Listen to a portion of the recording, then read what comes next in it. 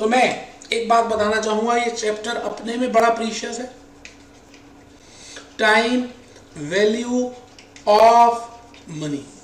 Time value of money में बेटे एक बात है, जितने फाइनेंस के कंसेप्ट हैं इस दुनिया के, फाइनेंस के जो भी कंसेप्ट हैं, फाइनेंस के जितने भी कंसेप्ट हैं बेटे, आप एमबीए फाइनेंस करें, आप सीए नीचे से सीपीडी से ऊपर तक चलें, आप सीएस करें, सीएमए करें, आप मेरे बेटे आईएफआरएस लंदन का करें, आप मेरे बेटे सीपीए करें, आप बेटे एसीसीए करें, एसीसीए यूके का करें, आप सीपीए अमेरिकन करें, ऑस्ट्रेलियन करें। मैं तो कहता हूँ इस पूरे ब्रह्मांड के जितने भी फाइनेंस कोर्स सारे करें। इन सभी की जननी जननी जननी कौन है? Time value of money. बेटे कोई भी टीचर इस चैप्टर को करा नहीं रहा, कराते हैं तो थोड़ा थोड़ा बताते हैं 5-10 मिनट का। मैंने सोचा मैं बीड़ा उठाता हूं इस चीज का और मैं इस दुनिया को बताता हूं कि टाइम वैल्यू ऑफ मनी होती क्या है, हम इस कंसेप्ट को, इस चैप्टर को पढ़ते क्यों हैं, इसका यूज कहाँ कहाँ है। तो बेटे मैं टाइम वैल्यू ऑफ मनी को मानूं कि ये मेरी रूट्स हैं, अगर मानूं कि मेरी जड़ें हैं, तो बेटे एक पेड़ की सबसे इंपॉर्टेंट चीज क्या होती है? उसकी रूट्स। ये बेटे रूट्स हैं, बेटे ये रूट्स हैं। उसकी सबसे इंपॉर्टेंट क्या होती हैं? रूट्स होती है बेटे, सबसे इंपॉर्टेंट होती है बेटे रूट्स। तो अब आपको ये मैंने समझाना है कि इस रूट की जैसे ब्रांचेस होती हैं, ट्रीज होती हैं, लीव्स होती हैं, इन ब्रांचेस में, इस लीव्स में बड़े सारी बातें होती हैं बेटे। जैसे अगर हमें एक चैप्टर करना है, मान लेते हैं डिविडेंड डिसीजंस, मान लेते हैं हमें चैप्टर करना है डिविडेंड डिसीजंस, तो बेटे तब तक नहीं हो सकता जब तक टाइम वैल्यू ऑफ मनी का कंसेप्ट ना बताओ। बेटे अगर आपको करना है कैपिटल बजटिंग, तो बेटे मैं तो कहता हूँ कैपिटल बजटिंग 90% इसी कंसेप्ट पे, इसी चैप्टर पे रिलेट करती है।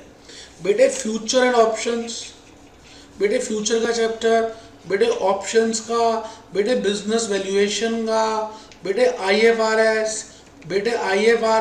मैं तो आपको ये कहना चाह रहा हूँ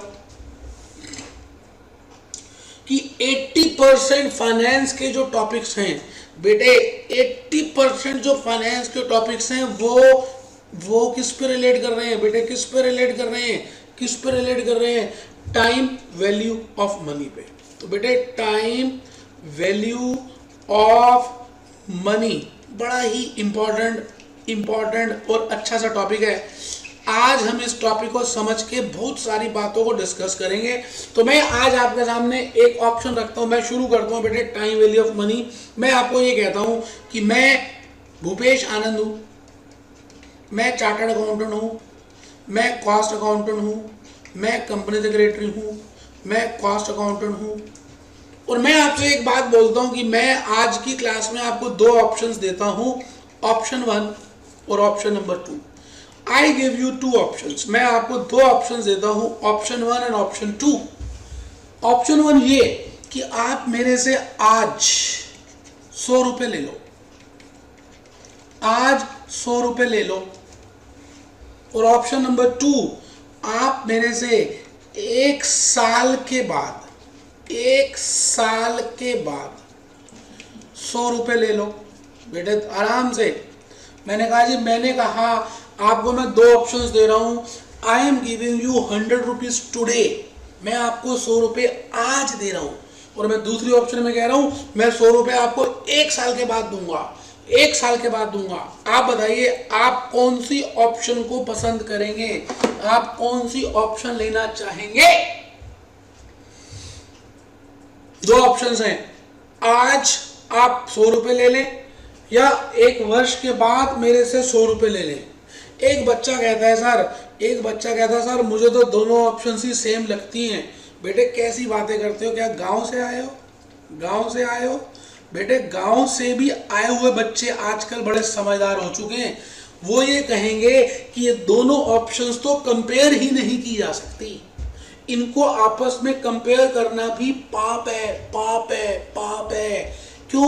वो कहते हैं जी एक बच्चा 5वीं क्लास का हो और दूसरी बच्चा 8वीं क्लास का हो, तो आप उन दोनों को कंपेयर कैसे कर सकते हो? 5th और 8th क्लास के बच्चों को कंपेयर करना नामुमकिन है, कर ही नहीं सकते।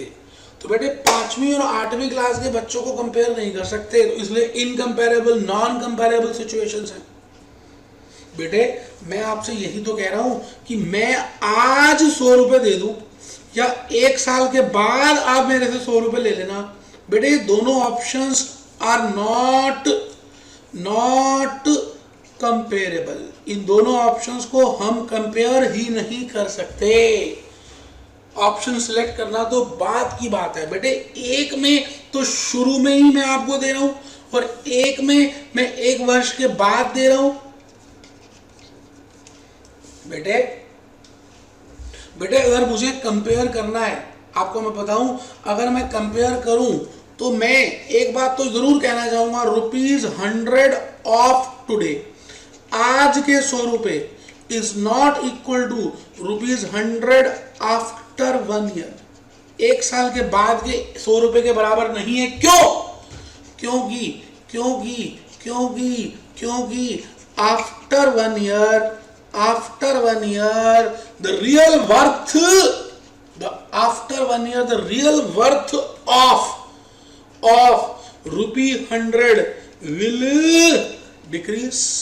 बेटे रियल वर्थ जो है वो डिक्रीज, कम हो जाएगी। रियल वर्थ कम हो जाएगी। कब कम हो जाएगी? 1 वर्ष के बाद वही 100 रुपए की वैल्यू कम हो जाएगी। इसलिए इसको कंपेयर करना नामुमकिन है। अच्छा कम क्यों होगी? सवाल आता है कि आज के 100 रुपए कल मतलब 1 साल बाद के 100 रुपए के बराबर क्यों नहीं होंगे?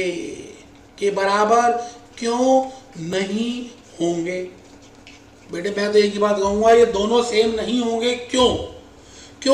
क्योंकि यहां पर और यहां पर बहुत ज्यादा डिफरेंस है। किस चीज का बेटे? एक दोनों में डिफरेंस है इन्फ्लेशन का। बेटे 1 साल पहले डिमांड अलग थी, 1 साल के बाद डिमांड अलग हो गई। और अगर सप्लाई उतनी ना बढ़ी जितनी डिमांड बढ़ रही है, कंपनी सेक्रेटरी की डिमांड थी, मान लेते हैं एक लेवल ऑफ डिमांड है, और अगर सप्लाई उससे कम है, तो आप बताइए 1 वर्ष के बाद कंपनी सेक्रेटरी की सैलरीज बढ़ेंगी या कम होंगी? सोच के बताइएगा, 1 वर्ष के बाद कंपनी सेक्रेटरी की सैलरीज बढ़ेंगी या कम होंगी? बड़ी स्वाभाविक बात है बेटे, बढ़ जाएंगी। बेटे जो बच्चे ऑलरेडी सीएस बन चुके हैं, वो जब बनने के बाद बाहर आ जाते हैं ना, तो मन में पता क्या सोचते हैं कि रिजल्ट अच्छा ना आए, रिजल्ट कम आए। क्यों? क्योंकि वो सेल्फिश हो चुके होते हैं।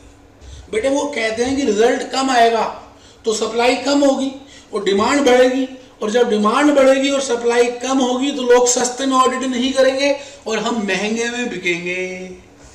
और जो स्टूडेंट्स होते हैं, जब वो स्टूडेंट होते हैं, वही जब पहले स्टूडेंट होते हैं, मतलब अभी बने नहीं होते, एक आध ग्रुप रह गया होता है, तो क्या सोचते हैं कि हे भगवान रिजल्ट अच्छा निकाल दे, मुझे बस पास कर दे, बाकी तो देखी जाएगी। तो आपका नजरिया ही बदल जाता है बेटे। मैं कहता हूं ये दुनिया जो बनी है ना जी, ये 2 ही चीजों पे बनी है, एक डिमांड पे बनी है और दूसरी सप्लाई पे बनी है। अगर एक डिमांड और सप्लाई एक कंट्री में सेम हो, अगर मान लेते हैं ये सेम हो, अगर ये सेम हो, तो बेटे फिर इन्फ्लेशन होगी नहीं, क्योंकि जितनी डिमांड है टोपियों की, मान लो किसी को टोपियां खरीदनी है, जितनी टोपियां खरीदनी है उतनी टोपियां हैं और हम खुद ही बना रहे हैं, अपने घर में ही बना रहे हैं, अपने देश में ही बना रहे हैं। ये मोदी जी क्या बोल रहे हैं आजकल? Make in India. चाइना से मत खरीदो, इंडिया में ही बनाओ, क्योंकि जब हम इंडिया में बनाएंगे तो हमारी जीडीपी बढ़ेगी, हमारी नेशनल इनकम बढ़ेगी, हमारी पर कैपिटा इनकम बढ़ेगी, हमारा पर्सनल डिस्पोजेबल इनकम अच्छा होगा। तो बेटे मैं यही कहना चाह रहा हूं कि आज के 100 रुपए उस दिन के 100 रुपए के बराबर नहीं होंगे, मतलब after 1 year will not be equal to 100 rupees. Today 100 rupees is not equal to 110 after 1 year because real worth of INR will decrease. Real worth of INR will decrease as there is an increase of demand। बेटे जिस तरह से demand बढ़ेगी, hence as per general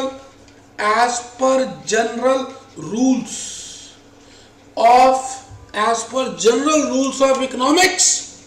बेटे economics में पढ़ा है, 12th class में पढ़ा है, if demand is more than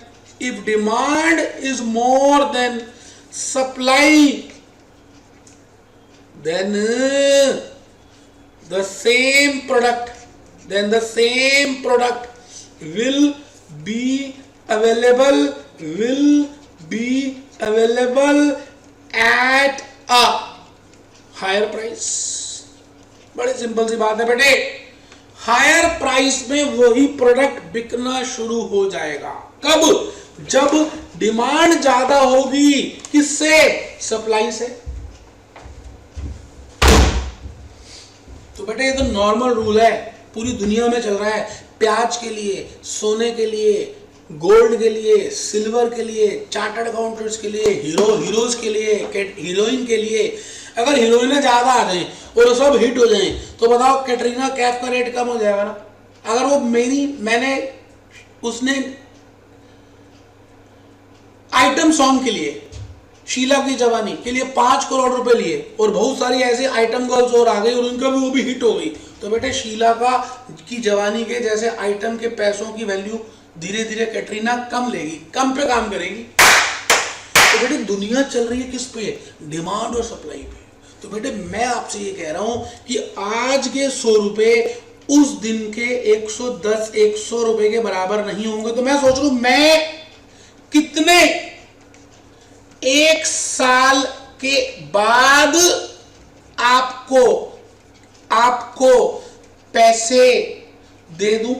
मैं कह रहा हूं मैं आपको कितने पैसे 1 साल के बाद दे दूं। How much money I should give you after 1 year so that these two options are comparable, जिससे कि दोनों ऑप्शंस कंपेरेबल हो। if inflation rate is 10%, मैं मान के चल रहा हूं कि हमारे देश में महंगाई, हाय महंगाई, अगर हमारे देश में महंगाई 10% चल रही है तो आज के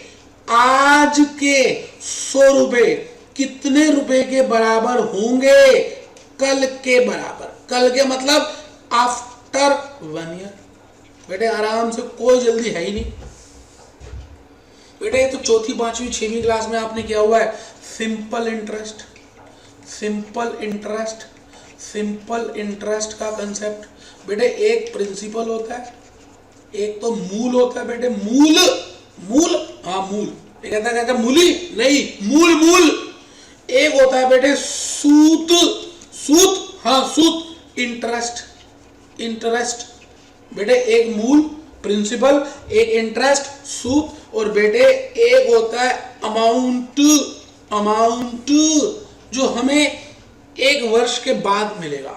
तो बेटे आप सभी ने ऐसा देखा हुआ है कि 100 रुपए अगर हम आज इन्वेस्ट कर दें प्रिंसिपल के तौर पे तो हमें इंटरेस्ट कितना मिलेगा?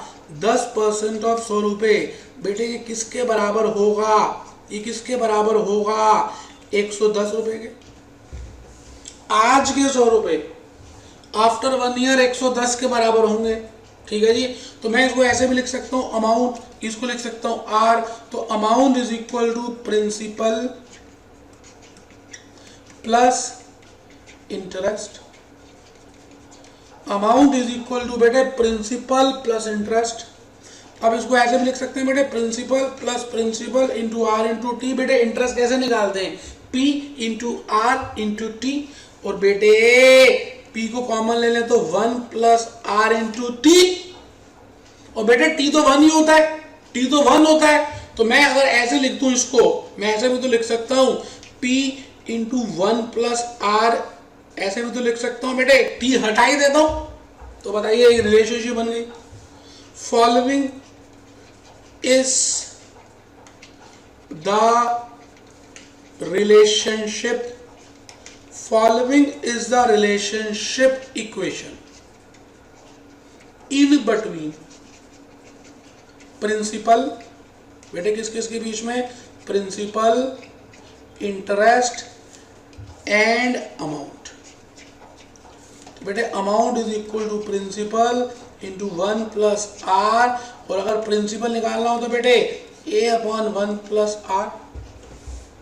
चेक कर लीजिए, मैंने कहा टाइम वैल्यू ऑफ मनी में मैं इन्हीं तीनों चीज़ों को यूज़ करूँगा, लेकिन मैं इनका नाम अलग अलग लिख दूंगा। मैं ये कहूँगा कि in the chapter of time value of money, in the chapter of time value of money I will say principal is equal to present value. मैं कहूंगा प्रिंसिपल का मतलब है प्रेजेंट वैल्यू, प्रेजेंट मतलब वर्तमान काल, वर्तमान काल की कीमत, वर्तमान काल की कीमत, और इंटरेस्ट को मैं कहूंगा क्या, महंगाई। बेटे एक बात मैं बता दूं, जो इन्फ्लेशन पहले होता है और इन्फ्लेशन को कंट्रोल करने के लिए इंटरेस्ट आता है मॉनेटरी पॉलिसीज के थ्रू। वो तो अब इकोनॉमिक्स में चले जाएंगे गहरे की मॉनेटरी पॉलिसीज क्या होती हैं, आरबीआई क्यों निकालती है। पहले इन्फ्लेशन होती है, इन्फ्लेशन को कंट्रोल करने के लिए अगर इन्फ्लेशन ज़्यादा हो जाए, ज़्यादा क्यों होगी, क्योंकि डिमांड ज़्यादा हो जाती है, और डिमांड क्यों होती है क्योंकि लोगों के पास पैसा ज़्यादा आया था। पैसा क्यों आता है, क्योंकि उनके पास एजुकेशन ज़्यादा आ जाती है। एजुकेशन क्यों आती है, जब वो ज़्यादा समझदार बन जाते हैं, या नेचुरल रिसोर्सेज ज़्यादा आ जाते हैं तो पैसा आता है, पैसा आता है तो डिमांड आती है, डिमांड आती है और सप्लाई ना हो, इन्फ्लेशन होती है। और इन्फ्लेशन को ठीक करने के लिए आरबीआई को मॉनेटरी पॉलिसी के थ्रू इंटरेस्ट निकालना पड़ता है, इंटरेस्ट को हाइक करना पड़ता है। आप बताइए, अगर ज़्यादा इन्फ्लेशन हो तो आरबीआई क्या करेगी, रेपो रेट को बढ़ा देगी, रेपो रेट्स और रिवर्स रेपो में चेंजेस लेके आ जाएगी, इंटरेस्ट रेट ऊपर नीचे करेगी। उससे क्या होगा, जो कंज्यूमर होगा वो सामान को परचेज नहीं करके पैसे बैंक में जमा कराएगा। मान लेते हैं एफडी का रेट 10 से अचानक 15% हो गया और आपके पास 1 लाख रुपए हैं। आप उस 1 लाख से कुछ टीवी खरीदना चाहते थे, एलईडी टीवी, कर्व वाला एलईडी टीवी खरीदना चाहते थे। अब आपको अचानक न्यूज़पेपर में दिखा कि RBI has change the policy of interest rate from 10% to 15% on 1 year deposits. तो बताइए आपके मन में क्या आएगा, आपके मन में एक बात आएगी कि वो पैसे मैं अभी खर्च ना करूं, मैं उन पैसों को डिपॉजिट कर दूं। कहां पर डिपॉजिट कर दूं, बैंक में डिपॉजिट कर दूं, क्योंकि 1 वर्ष के बाद मुझे 15% का ब्याज मिलेगा। बेटे जब आप वो पैसे बैंक में जमा कर दोगे इंटरेस्ट रेट के बेसिस पे, तो आपके हाथ में पैसे कम हो जाएंगे, फिर आपकी डिमांड कम हो जाएगी। जब डिमांड कम होगी तो अल्टीमेटली क्या होगा, इन्फ्लेशन कुछ कम आ जाएगी, और जब इन्फ्लेशन कम आएगी तो रियल वर्थ मेरे पैसे की, मेरे रुपए की उतनी कम नहीं होगी। तो बेटे देखिए कहाँ से कहाँ पहुँच गए हम। कहाँ से शुरू किए, हमने कहा जी दुनिया जब बनी थी स्टोन है, इसे वहीं से शुरू करते हैं ना, वहीं से शुरू करते हैं। मैं तो कहता हूँ दुनिया क्या, उससे पहले तो शुरू करते हैं, सतयुग, त्रेता, कलयुग, उससे पहले तो शुरू करते हैं जब दुनिया बन रही थी।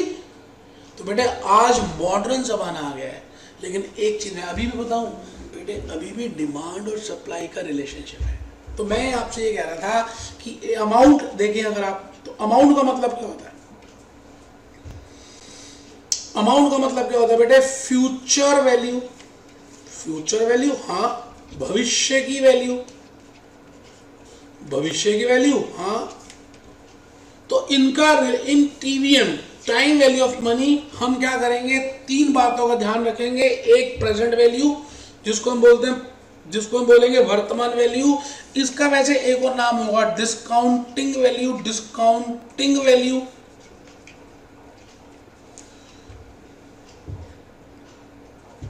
और इसको बेटे कंपाउंडेड वैल्यू भी कहेंगे। फ्यूचर वैल्यू को कंपाउंडेड वैल्यू, कंपाउंडेड वैल्यू। एक होगी डिस्काउंटिंग वैल्यू, एक होगी कंपाउंडिंग वैल्यू। तो यहाँ पे मैं दूसरे चित्र में बना के दिखाता हूँ आपको। जब आप शुरू में खड़े होंगे T0 में और यहाँ T1 है, तो T0 में जो भी वैल्यू होगी वो बेटे वर्तमान की होगी। इसको प्रेजेंट वैल्यू भी बोलते हैं, और मैथमेटिक्स में हम इसको प्रिंसिपल भी कहते हैं। और बेटे इसको डिस्काउंटिंग वैल्यू भी कहेंगे, डिस्काउंटिंग वैल्यू भी कहेंगे। और बेटे इसको फ्यूचर वैल्यू भी कहेंगे, T1 की जो वैल्यू है। कंपाउंडिंग वैल्यू भी कहेंगे, कंपाउंडिंग वैल्यू।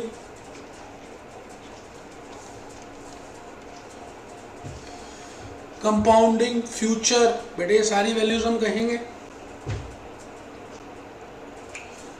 और बीच में जो आएगा बेटे उसको हम कहेंगे इन्फ्लेशन, इन्फ्लेशन। तो मैं कैसे निकालूं इनके बीच में रिलेशनशिप, मैं कैसे निकालूं बेटे? एक बात का ध्यान रखना, हम इसको जो है कैसे निकालेंगे और इसको कैसे निकालेंगे वो मैं बता रहा हूँ। इसको निकालेंगे डिस्काउंटिंग टेक्निक से।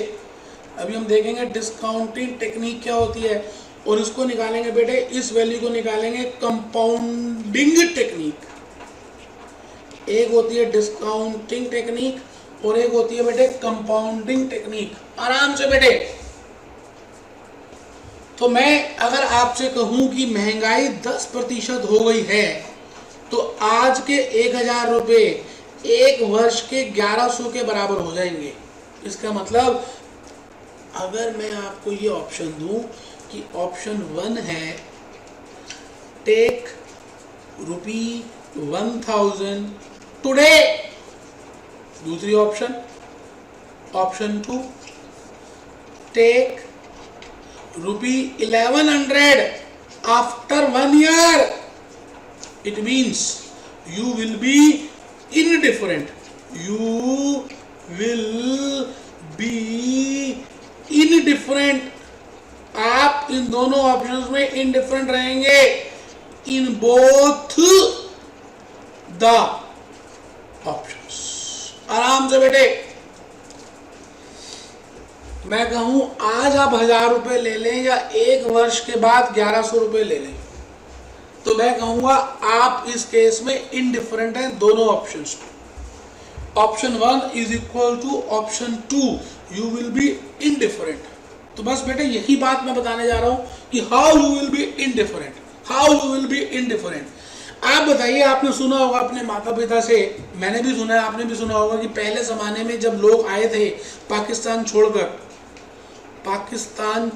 आए थे, और जब पाकिस्तान छोड़कर आए थे तो उस समय लोगों के पास पैसे होते नहीं थे, बड़ी बड़ी फैमिलीज थी, पैसे कम कमाते थे, लेकिन उसके बाद भी इतने सारे मेंबर्स फैमिली के होते थे, बड़े सारे मेंबर्स होते थे फैमिली के, इतने सारे मेंबर्स होते थे।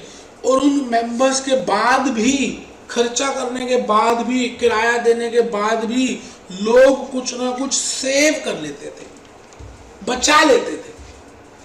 बेटे उस समय रियल वर्थ मनी की बहुत ज़्यादा थी, महंगाई नहीं थी, फिर भी बचा लेते थे। और आजकल सुना होगा मिस्टर भी company secretary chartered accountant, madam भी कंपनी सेक्रेटरी चार्टर्ड अकाउंटेंट, एक ही छोटा सा इनका बच्चा है, ये भी जॉब करते हैं, ये भी जॉब कर रही है, ये भी 1 लाख रुपए 12 लाख के पैकेज में है, ये भी 12 लाख के पैकेज में है। अब आप बताइए जी, ये भी 12 लाख, ये भी 12 लाख, दोनों ही 12 लाख के पैकेज में है। तो इन अगर आज देखें तो फैमिलीज भी छोटी छोटी हैं, स्मॉल फैमिलीज हैं। तो क्या लगता है जी, आपको क्या लगता है, आज कुछ सेविंग करते होंगे या नहीं? बेटे आप आज पूछिए तो सही, नो सेविंग इज देयर। जबकि क्वांटिटी टर्म्स में देखें तो पैसे बहुत कमा रहे हैं बेटे। 1 लाख रुपए आज से 15 साल पहले, 10 साल पहले 25 लाख की वैल्यू रखते थे। इसका मतलब जो चीज पहले जमाने में आज से 10 साल पहले 1 लाख की आती थी, वही चीज आज मान लो 10 लाख रुपए की आएगी। बेटे कनॉट प्लेस को ऑफिस देखें, पहले जमाने में लोगों ने हजारों में, लाखों में खरीदे, और आज उतनी जगह करोड़ों रुपए की मिल रही है बेटे, करोड़ों रुपए की। मुझे अभी भी याद है कि जब मैं नया नया चार्टर्ड अकाउंटेंट बना था, नया नया कंपनी सेक्रेटरी बना था, उस समय पैकेजेस बहुत कम चला करते थे मार्केट में। मान लेते हैं 1,20,000 पर एनम का पैकेज चलता था, मान के चल रहे हैं कि एक वर्ष में 1,20,000 पर एनम मिलेंगे आपको, मतलब 10,000 रुपये महीना। और बेटे बच्चे बहुत खुश होते थे उस समय। लेकिन आज की डेट में देखो आप, चार्टर्ड अकाउंटेंट जो बन जाता है बेटे, उसकी कहीं ना कहीं एक्सपेक्टेशन होती है 12 लाख रुपए पर एनम। बेटे क्यों? क्योंकि जो चीज पहले 100 रुपए की आती थी, आज वही चीज 700, 800, 900 रुपए की आती है। इतनी तो महंगाई हो चुकी है। इसका मतलब अभी भी रियलिटी में वो उतने ही मांग रहे हैं जितने पहले मांग रहे थे। रियल वर्थ उनकी उतनी है जितनी पहले थी। लेकिन अभी एक्चुअली में कहीं ना कहीं रियल वर्थ उतने होने के बाद भी मैं आपको कहूं कि उनकी एक्सपेक्टेशन बढ़ गई है, क्योंकि टीवीएम आ गया बेटे। क्या चीज? Time value of money. क्योंकि हर चीज हर समय बदलती जा रही है। भगवान कृष्ण ने एक बात अर्जुन को बोली थी, अर्जुन सुन, ये संसार गतिशील है, ये संसार चलता ही रहेगा, कभी रुकेगा नहीं। और मैं समय को 2 बार रोका मैंने। आपको पता है समय को भगवान कृष्ण ने 2-3 बार रोका महाभारत के युद्ध में। उसके अलावा कभी समय रुका नहीं, समय चलता ही रहता है। और बेटे समय के हिसाब से बचपन, जवानी, बुढ़ापा और फिर डेथ सबकी होती है बेटे। इसी तरह से मैं आपसे ये कहना चाह रहा हूं कि आज जो मनी की वैल्यू है, ₹1 की वैल्यू, वो गिर जाएगी ₹1 की वैल्यू 1 वर्ष के बाद। इसका मतलब जो मुझे 1 साल के बाद 100 रुपये मिलेंगे आफ्टर 1 ईयर, मतलब अमाउंट के तौर पे, उसकी वैल्यू आज कितनी होगी? अगर महंगाई 10% की हो, तो मैं अगर उल्टा चलूं तो बेटे चल सकते हैं। क्या टेंशन है? टेंशन किस बात की है? एक बच्चा कहता है 110 मानो, ठीक है बेटे कोई नहीं, 110 मान लेते हैं। 1 वर्ष के बाद अगर 110 रुपये आपको मिले और महंगाई 10% की हो, तो बताइए आज उस रुपए की रियल वर्थ कितनी होगी? बेटे मैथमेटिक्स लगानी है। 110 principal is equal to A/1 + R, 1 + 0.0, ये आ गया बेटे 100 रुपये। इसका मतलब आज के 100 रुपये 1 वर्ष के बाद 110 के बराबर है। एक बच्चा कहता मास्टर 10 बार तो बता दिया, आगे चल। ठीक है बेटे चलूंगा, क्यों नहीं चलूंगा। तो मैं चाहता हूँ एक आप छोटा सा पहले आप कंसेप्ट लिख लें, फिर हम आगे चलेंगे बेटे। चलिए एक छोटा सा कंसेप्ट लिखें। Introduction of TVM. There are 2 concepts in case of TVM. लिखिए प्लीज बेटे, इंट्रोडक्शन ऑफ टीवीएम। अभी आप लिख लें, फिर मैं धीरे धीरे बताऊंगा। There are 2 concepts in case of TVM. Present value और डिस्काउंटिंग टेक्निक। और बेटे कंसेप्ट 2 फ्यूचर वैल्यू और कंपाउंडिंग टेक्निक। प्रेजेंट वैल्यू और discounting technique concept 1 and concept 2 future value और कंपाउंडिंग टेक्निक। तो मैं आपसे बी पॉइंट में लिखता हूं, suppose mister Ram has 2 options. Suppose करते हैं मिस्टर राम के पास 2 ऑप्शंस हैं, जैसे मैंने अभी आपको बताया। कि supposing mister Ram has 2 options, 2 options हैं। Mister Ram can take ₹100 as on today. मुझसे आज वो 100 रुपये ले सकते हैं। Option 2, mister Ram can take ₹100 after 1 year. 1 साल के बाद भी ले सकते हैं। In order to find out the best option,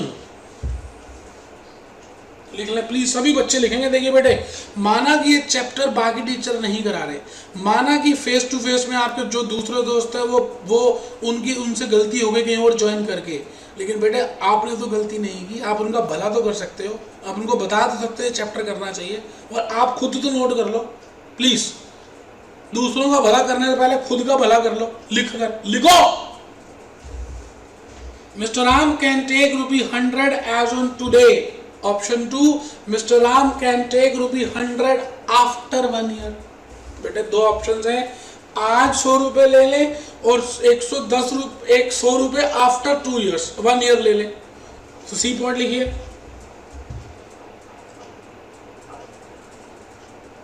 but these options are not comparable. Underline कर रहे हैं बेटे, ये ऑप्शंस कंपेरेबल नहीं हैं। These options are not comparable.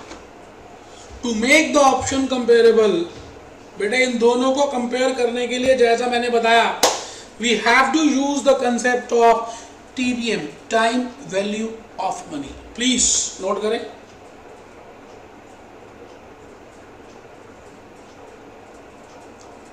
Time value of money.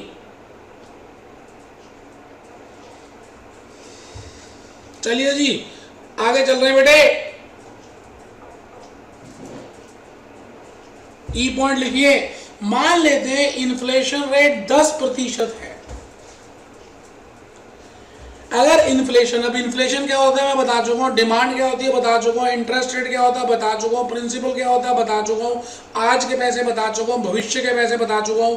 Suppose inflation rate is 10% per annum, interest rate is 10% per annum, और interest rate मैंने कहा बड़े भैया इन्फ्लेशन रेट है, छोटे भैया इंटरेस्ट रेट है। बड़े भैया इन्फ्लेशन रेट, छोटे भैया interest rate. So we can compare ₹100 of today with ₹110 after 1 year. हम आज के 100 रुपए 1 वर्ष के बाद 110 रुपए के बराबर से कंपेयर कर सकते हैं। तो एफ पॉइंट लिखिए। TVM concept is used in capital budgeting. Capital budgeting, leasing, bond valuation, dividend decisions chapters. बेटे इतने सारे चैप्टर्स में इसका इस्तेमाल है, तो बेटे ये चैप्टर तो करके जाना चाहिए, इसीलिए तो इसका बड़ा इंपॉर्टेंस है मेरे बेटे। चलिए जी कंसेप्ट नंबर 2, कंसेप्ट नंबर 2 बेटे चैप्टर ही कोई नहीं कराता, मैं तो कंसेप्ट करा रहा हूं। कंसेप्ट 2 फ्यूचर वैल्यू स्लैश में लिखना और है बेटे, ऑफ नहीं है, गलती से ऑफ लिखा गया है। फ्यूचर वैल्यू और कंपाउंडिंग टेक्निक। बेटे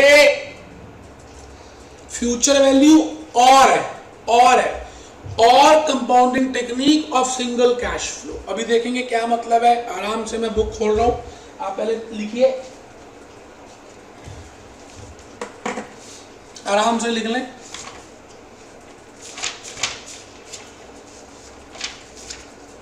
बेटे 10 तो क्वेश्चंस हैं छोटे छोटे,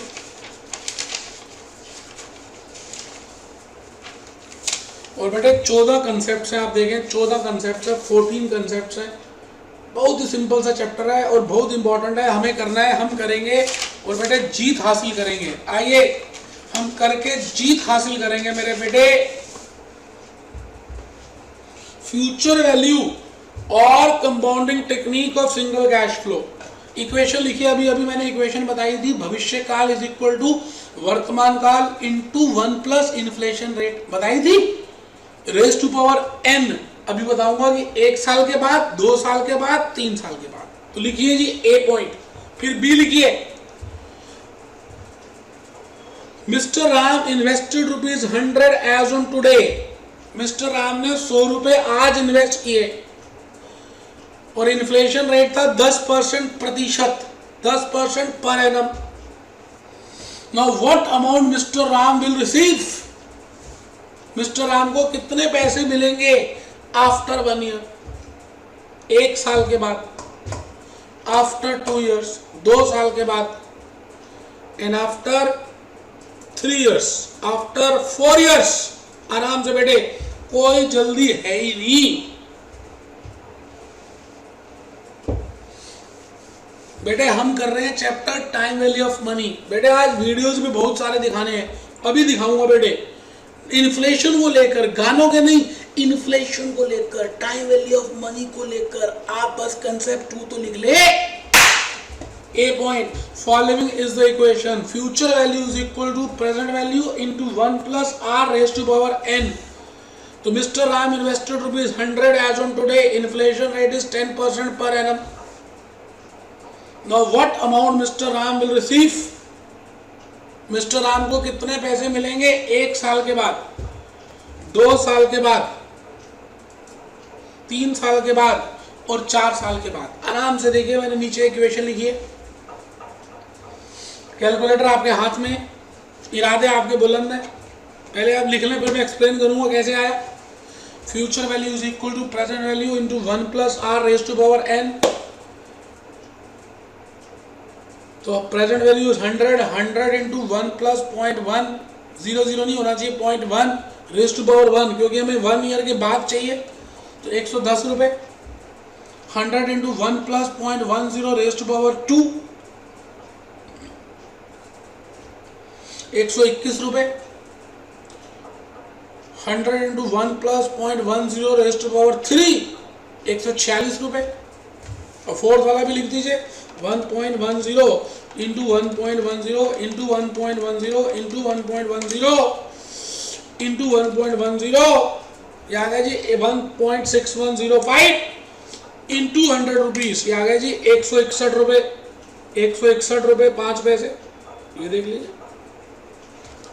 तो बेटे आराम से लिखिए, कोई जल्दी है ही नहीं, आराम से नोट कर लीजिए। मैं इससे पहले अभी कुछ कराऊंगा नहीं, पहले मेरी बात को आप ध्यान से सुनेंगे, फिर आगे लिखेंगे बेटे।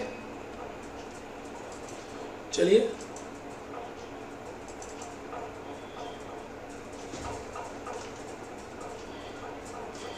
लो बेटे, मैं भूपेश आनंद आज आपसे ये कहना चाह रहा हूं कि हम आज की वैल्यू को कल के लिए निकाल सकते हैं।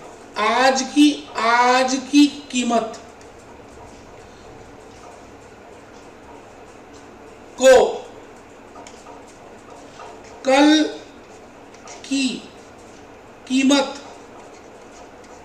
पर निकाल सकते हैं। आज की कीमत को कल की कीमत पे निकाल सकते हैं। अगर मुझे इन दोनों के बीच का जुगाड़ पता हो, इसको बोलते हैं इन्फ्लेशन रेट। तो इसको बोलते हैं बेटे कल की वैल्यू को फ्यूचर वैल्यू, यहां बोलते हैं प्रेजेंट वैल्यू, और ये बोलते हैं इन्फ्लेशन रेट। तो फॉर्मूला आपको पता ही है, future value is equal to present value into 1 plus are raise to power n।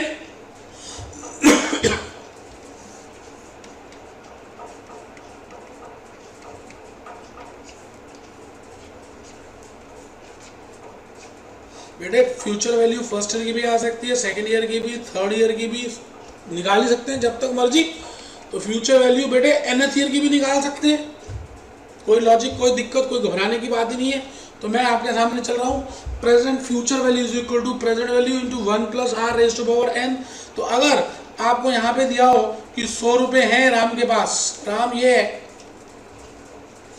तो बेटे इसमें कैसे निकालेंगे, 100 into 1 plus are raise to power 1, 100 into 1 plus are raise to power 2, 100 into 1 plus are raise to power 3।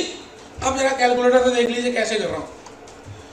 Are पता ही है आपको 0.10 है, आर पता है 0.10 है,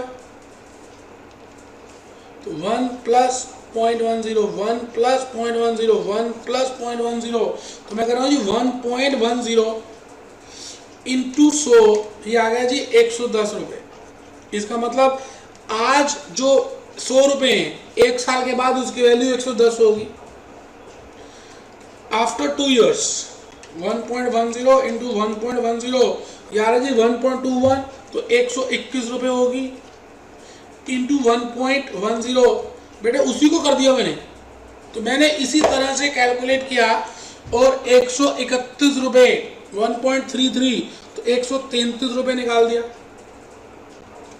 और फोर्थ ईयर की करनी हो इंटू 1.10 या गया जी 1.46। एक बच्चों को नींद आ रही है, वो कह रहा पता नहीं क्या करा रहा मास्टर, एक तो चैप्टर में नहीं है, एक तो सिलेबस में नहीं, ऊपर से पता नहीं क्या करता है। यार बेटे ये चैप्टर मोस्ट इंपॉर्टेंट है, कैसी बातें कर रहे हो आप?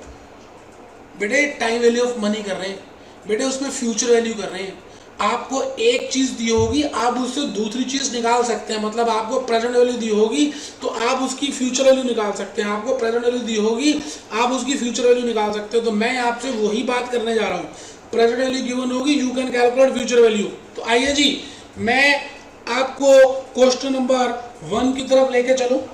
सभी स्टूडेंट्स आइए और मानिए कि इंपॉर्टेंट है, करना है घर में, आइए।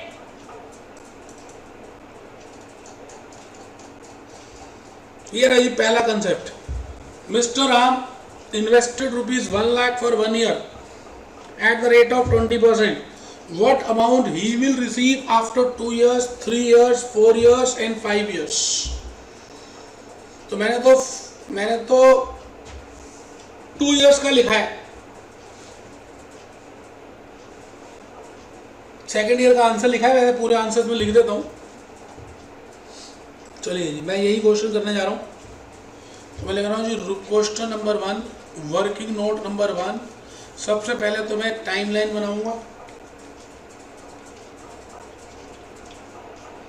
T1, T2,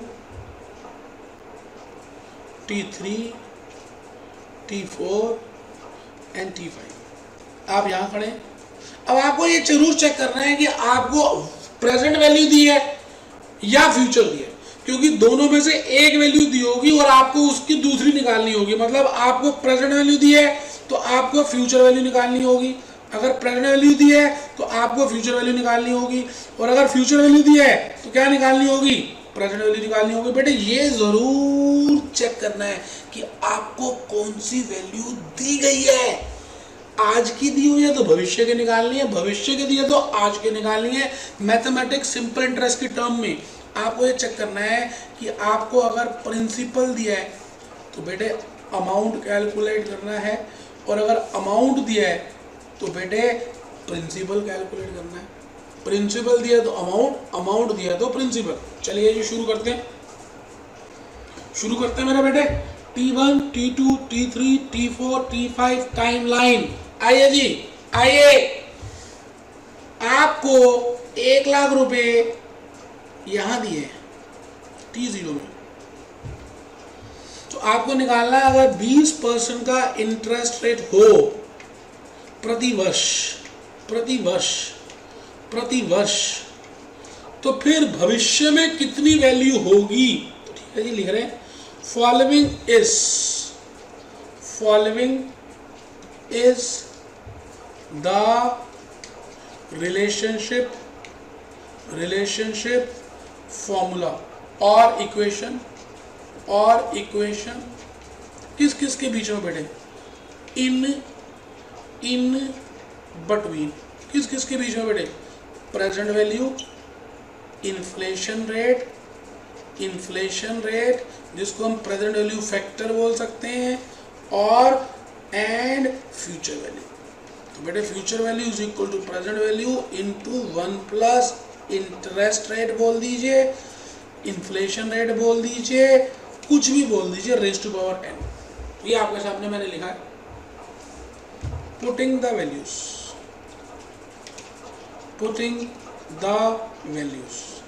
we get. बेटे सभी बच्चे कैलकुलेटर बाहर निकाल ले। Future value to be received after 1 year will be present value into 1 plus r raise to power 1। तो मैं लिख रहा हूं जी 1 lakh into 1 plus 0.20 raise to power 1।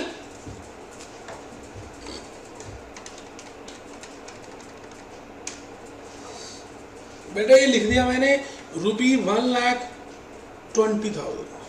Future value of 1 lakh today will be 1,20,000 after 1 year. अब मैं यहाँ लिखूँ future value of second year present value into 1 plus are raise to power 2, तो 1 lakh 1 plus 0.20 raise to power 2, 1.2 into 1.2 into 1 lakh, ये आगे बेटे 1,44,000। Please answer ठीक answer लिखा हुआ है, सेकेंड ईयर का दिया हुआ है, आप फर्स्ट ईयर का लिख लें पहले 1,20,000। मैं भी लिख लेता हूँ, बुक में ठीक करा लूँगा, फर्स्ट का दिया नहीं हुआ बेटे, उनकी बात नहीं है। 1,20,000 सेकेंड ईयर का बेटे 1,44,000। आइए जी थर्ड ईयर का, future value of third year present value into 1 plus are raise to power 3। इसका मतलब आज 1,00,000 रुपए जमा करा दिए तो 3 साल के बाद जब झंडा फहराओगे तो इस दिन कितने पैसे मिलेंगे झंडा फहराते समय। मैंने कहा भैया एक तो इस वर्ष का इंटरेस्ट होगा, एक इस वर्ष का इंटरेस्ट होगा और एक इस वर्ष का इंटरेस्ट होगा और सभी सिंपल इंटरेस्ट पे मिलेंगे। तो future value is equal to 1 lakh into 1 plus 0.20 raise to power 3। ये देखिए 1.2 इंटू 1.2 इंटू 1.2, ये आ गया जी 1.728। 1 lakh into 1.728 is equal to 1,72,800। 4 years का। आइए जी future value of fourth year is equal to present value into 1 plus are raise to power 4, 1 lakh into 1 plus 0.20 raise to power 4। लो जी 1.2 इंटू 1.2 इंटू 1.2 इंटू 1.2, ये आ गया जी 2.07। चेक कर लीजिए ठीक है। 1.2 इंटू 1.2 इंटू 1.2 इंटू 1.2, ये आ गया जी 2.07। तो 2.07 into 1 lakh is equal to 2,07,000 approximately. लो बेटा, तो बेटे मैं आपको एक बात बता दूं कि हमने अभी तक एक ही स्कीम सीख ली है, कंपाउंडिंग वैल्यू। आपको बस ये देखना है कि आपको आज से उस दिन जाना है या उस दिन से यहाँ आना है। इसको बोलते हैं फ्यूचर वैल्यू, इसको बोलते हैं प्रेजेंट वैल्यू और इसका दूसरा नाम है कंपाउंडिंग वैल्यू और इसका दूसरा नाम है प्रेजेंट वैल्यू। लो बेटे आराम से आराम से आराम से,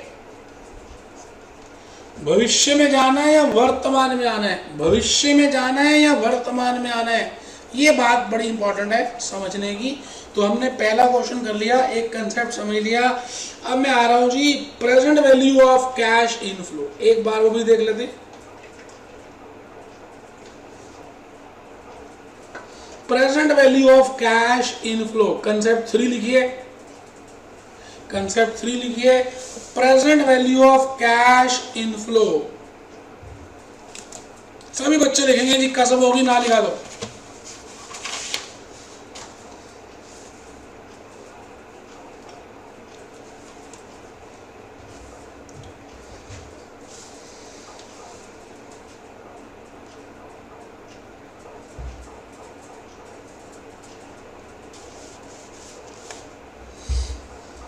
इसका मतलब आपको फ्यूचर वैल्यू दी होगी तभी आप प्रेजेंट वैल्यू निकाल सकते हैं। मैंने कहा जी टाइम वैल्यू में 2 ही कंसेप्ट हैं, एक प्रेजेंट वैल्यू और एक फ्यूचर वैल्यू। आपको एक चीज पता होनी चाहिए और यही क्वेश्चन पढ़ के आपने देखना है, 1000 क्वेश्चंस में से 999 क्वेश्चन प्रेजेंट वैल्यू के बेटे। क्यों? लॉजिक है, क्योंकि बेटे हम डिसीजन आज ले रहे हैं तो हमें वैल्यू आज की चाहिए और जो इन्फ्लोज है वो भविष्य में आएंगी। अभी देख लेते हैं, आप कंसेप्ट 3 लिखिए पहले, present value of a single cash flow, present value of a single cash flow. लिख लें ये point please.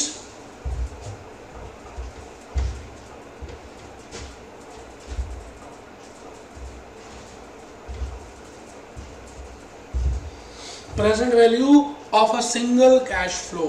As per simple interest concept, following is the formula. A is equal to P plus P into R into T. P common ले लिया, 1 plus R into T. T 1 है, हटा दिया.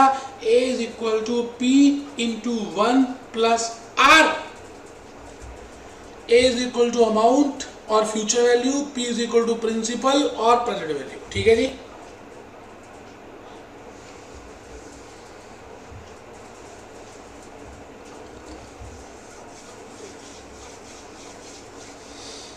B point लिखिए जी, future value is equal to present value into 1 plus are raise to power N, और present value is equal to future value upon 1 plus are raise to power N. C point, present value factors can also be calculated with the help of calculator or with the help of table. तो बेटा मैं अभी आपको calculator की मदद से, ये वाले कैलकुलेटर की मदद से आपको विद इन सेकेंड बहुत सारी चीजें बताने वाला हूँ. एग्जाम्पल लिख लें, एग्जाम्पल लिख लें. अगर मिस्टर राम को 110 रुपये 1 साल के बाद मिलने हैं, तो आज कितने पैसे लगाए जाएं कि वो 1 साल के बाद 110 के बराबर.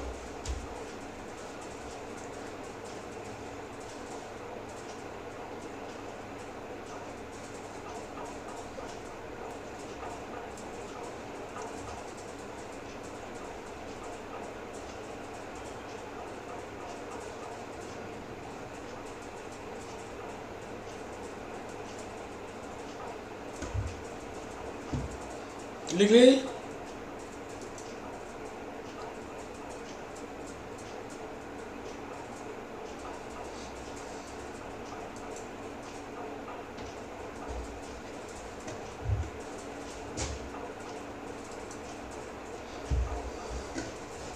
ये बात मैं समझा भी चुका हूं, इसलिए लिखवा रहा हूं. चलिए जी, इसका आंसर लिखिए. आज 100 रुपये अगर लगाए जाएं तो हम उसको 110 के बराबर कर सकते हैं.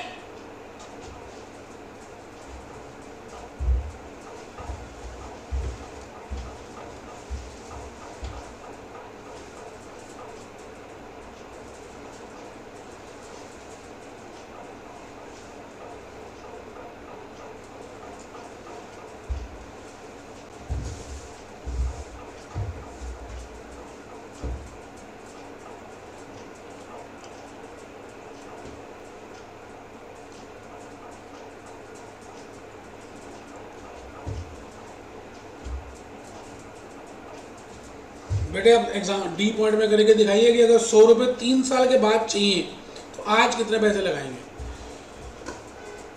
या 1000 रुपये 3 साल के बाद चाहिए तो आज कितने पैसे लगाएंगे, या 100 रुपये चाहिए, जो थोड़ा सी प्रिंटिंग मिस्टेक है.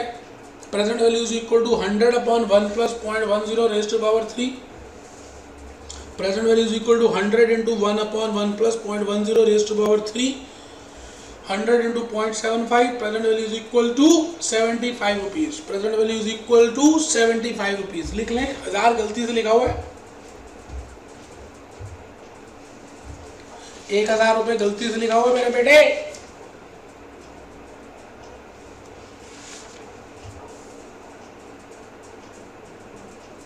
लिख लिया जी. चलिए आइए लिखिए प्रेजेंट वैल्यू फ्यूचर वैल्यू. अब इसको लिखने का तरीका देख लें कैसे लिखते हैं. मैंने कहा present value and future value are two sides of same coin.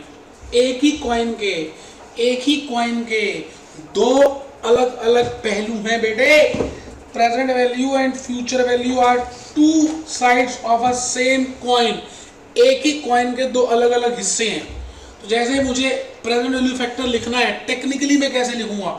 Present value factor 10% comma 1 year, present value factor 10% comma 2 years, present value factor 10% comma 3 years, present value factor 10% comma 4 years. तो बेटे मैं ऐसे लिखूंगा 0.909, 0.826, 0.751, 0.683, इस तरह से लिखूंगा बेटे आराम से. Present value slash future value लिख लें बेटे पहले, फिर मैं समझाऊंगा. और इनको कैलकुलेटर से आराम से कर सकते हैं. अभी बताता हूँ कैसे करेंगे. टेबल से भी देख सकते हैं और उससे भी कर सकते हैं। पहले लिखिए आप, फिर समझाऊंगा।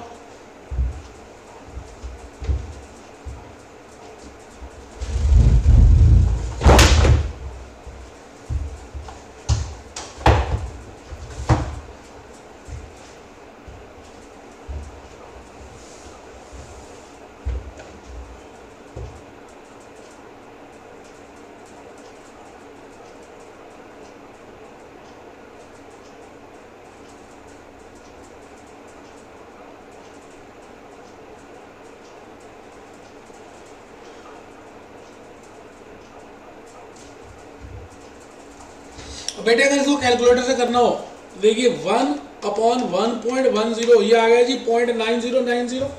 मैंने क्या किया, दोबारा बता रहा हूँ, 1 divided by 1.10 equal to button press कर दिया, तो ये देखिए आ रही है वैल्यू 0.9090। इसका मतलब हम 1 साल के बाद जो 1 रुपये मिलना है उसकी वैल्यू आज 90 पैसे है। अच्छा, 2 साल के बाद जो 1 रुपये मिलना है उसकी वैल्यू कितनी है, तो मेरे को 2 बार भाग करना है, तो मैं और नहीं करूंगा, एक बार तो कर ही चुका हूं। कैलकुलेटर इस बात को याद रखता है कि किससे भाग किया है, बस अगर आप एक इक्वल टू का बटन और प्रेस कर दें, ये कर दिया, तो चेक करिए 0.826 आ रहा है, बिल्कुल 826 आ रहा है, 0.826।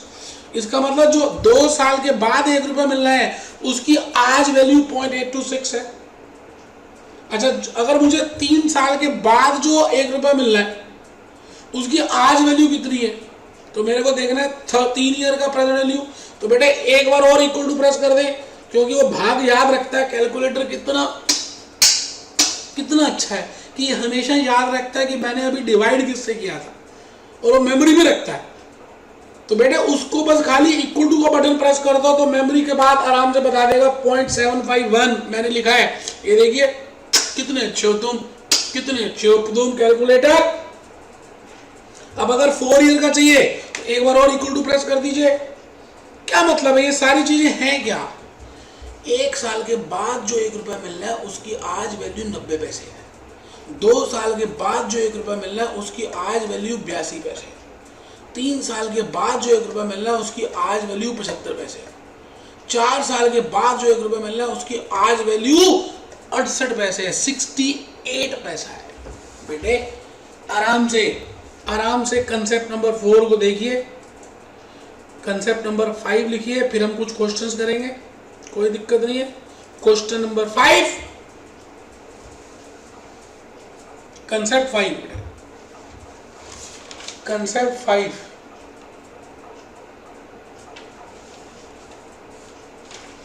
Present value of multiple unequal cash flows. मैंने कहा 1000 क्वेश्चंस में से 999 क्वेश्चंस में मैं प्रेजेंट वैल्यू कैलकुलेट करूंगा। मुझे प्रेजेंट वैल्यू ही निकालनी है। 1000 में से 999 क्वेश्चंस मुझे प्रेजेंट वैल्यू को आएंगे। तो ध्यान रखना है, लिखें कंसेप्ट नंबर 5। एक बच्चे को नींद आ रही है, उसको थप्पड़ मारने वाला हूँ। एक तो मैं मेहनत करा रहा हूँ और एक चैप्टर करा रहा हूँ, नहीं कराता तब भी चल जाता, लेकिन बेटे मेरा दिल है ना, क्या करूँ, दिल है ना, क्या करूँ। लिखो concept number 5, present value of multiple unequal cash flows. Mister Ram wants to receive ₹1000, ₹1500, ₹800, ₹1100, ₹400 at the end year of year 1 2 3 4 5। Calculate, wants की जगह होना चाहिए था will receive। Mister Ram will receive, Mr. Ram will receive ₹1000, ₹1500, ₹800, ₹1100 and ₹400 at the end of year 1 2 3 4 and 5 respectively। Rate of interest 10% है। Calculate present value, आराम से बेटे, आराम से, कोई जल्दी नहीं है। मैंने आपके सामने किया है, आप एक बार देखें कि मैंने कैसे किया। लिख लिया बेटे, तो लिख लीजिए 3748.5। तो बेटे मैं एक बार इसके बाद 1-2 क्वेश्चंस कराऊंगा। वैसे मैंने क्वेश्चन नंबर 3 ये करा दिया बेटे, ये जो क्वेश्चन नंबर 3 है, चलिए कोई नहीं, एक बार देख लीजिए कैसे लिखा मैंने, लिखने का फॉर्मेट देख लीजिए, अभी मैं और करा देता हूँ। ईयर को हम हमेशा मानते हैं एंड ऑफ ईयर को हमेशा मानते हैं end of year. First year end of first year, second year end of second year, third year end of third year, fourth year end of fourth year, fifth year end of fifth year.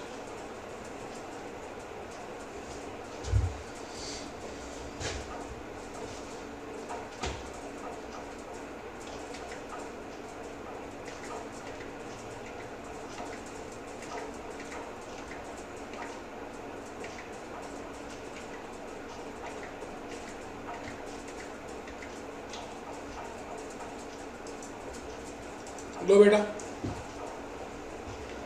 उम्मीद है कि अभी तक जो भी किया है समझ आया होगा, है जी, आया? चलो कोई नहीं। क्वेश्चन नंबर 1 आपने कर लिया था, एक बार क्वेश्चन नंबर 2 निकाल लीजिए प्लीज। क्वेश्चन नंबर 2,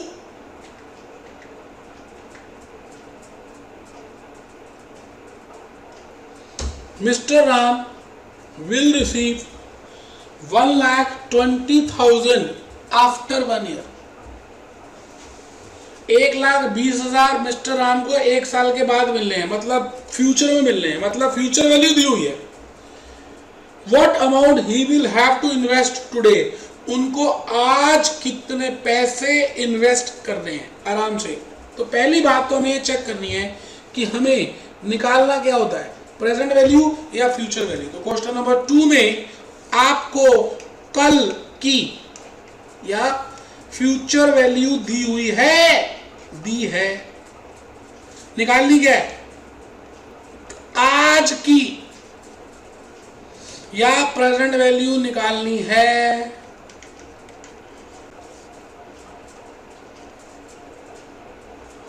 1,20,000 रुपए दिए हुए हैं, महंगाई का रेट है 20%। तो बेटे आराम से कर सकते हैं, मैं तो जान के चित्र बना रहा हूँ, चित्र से ज़्यादा बातें समझ आती हैं बेटे। आपने देखा होगा मेरे इतने सारे लेक्चर्स किए होंगे, मैंने सभी में ज़्यादातर फोटोज प्रिपेयर किए हैं, ठीक है जी। तो मैं लिख रहा हूँ जी, following is the relationship, following is the relationship in between, किस किस के बीच में बेटे, following is the relationship in between present value, future value and inflation rate. तो बेटे future value is equal to present value into 1 plus are raise to power N, और present value is equal to future value upon 1 plus raise to power N, ठीक है जी। तो लिखें putting the figures, we get figures put करने के बाद हमें पता चला present value is equal to future value is 1,20,000 upon 1 plus 0.20, that is ₹1,00,000।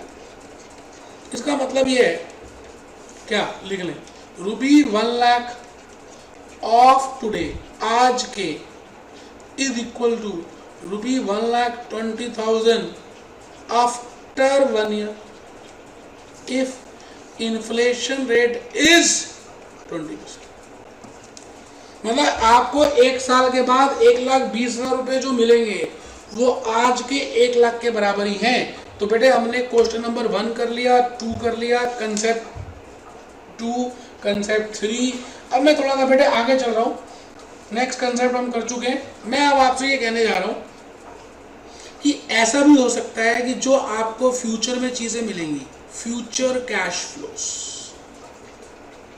भविष्य काल की जो चीजें हैं, भविष्य काल, वो बेटे 2 तरह की हो सकती हैं, या तो अनइक्वल मिलेंगी, अनइक्वल कैश इनफ्लोस, और दूसरी क्या बेटे, equal cash inflows. Either they are unequal और दे आर इक्वल। और एक बच्चा सोचना पड़ेगा अनइक्वल और इक्वल क्या होता है। मैंने कहा बेटे जैसे आपको फर्स्ट ईयर में 1,000 रुपये मिले, फिर 200, फिर 9,000, फिर 600 कुछ इस तरह से मिले। और दूसरा केस है आपको हर साल सेम ही मिले, x x x x x. तो बेटे बड़ा सिंपल से कंसेप्ट बताने वाला हूँ एन्युटी फैक्टर का, उसकी मदद से ये सारे क्वेश्चंस हो सकते हैं। मैं ये कह रहा हूँ आपको एक एग्जांपल से बताऊं कि सपोज करते हैं जैसे आप कैपिटल बजटिंग के क्वेश्चंस में क्या करते थे, ध्यान से देखिएगा।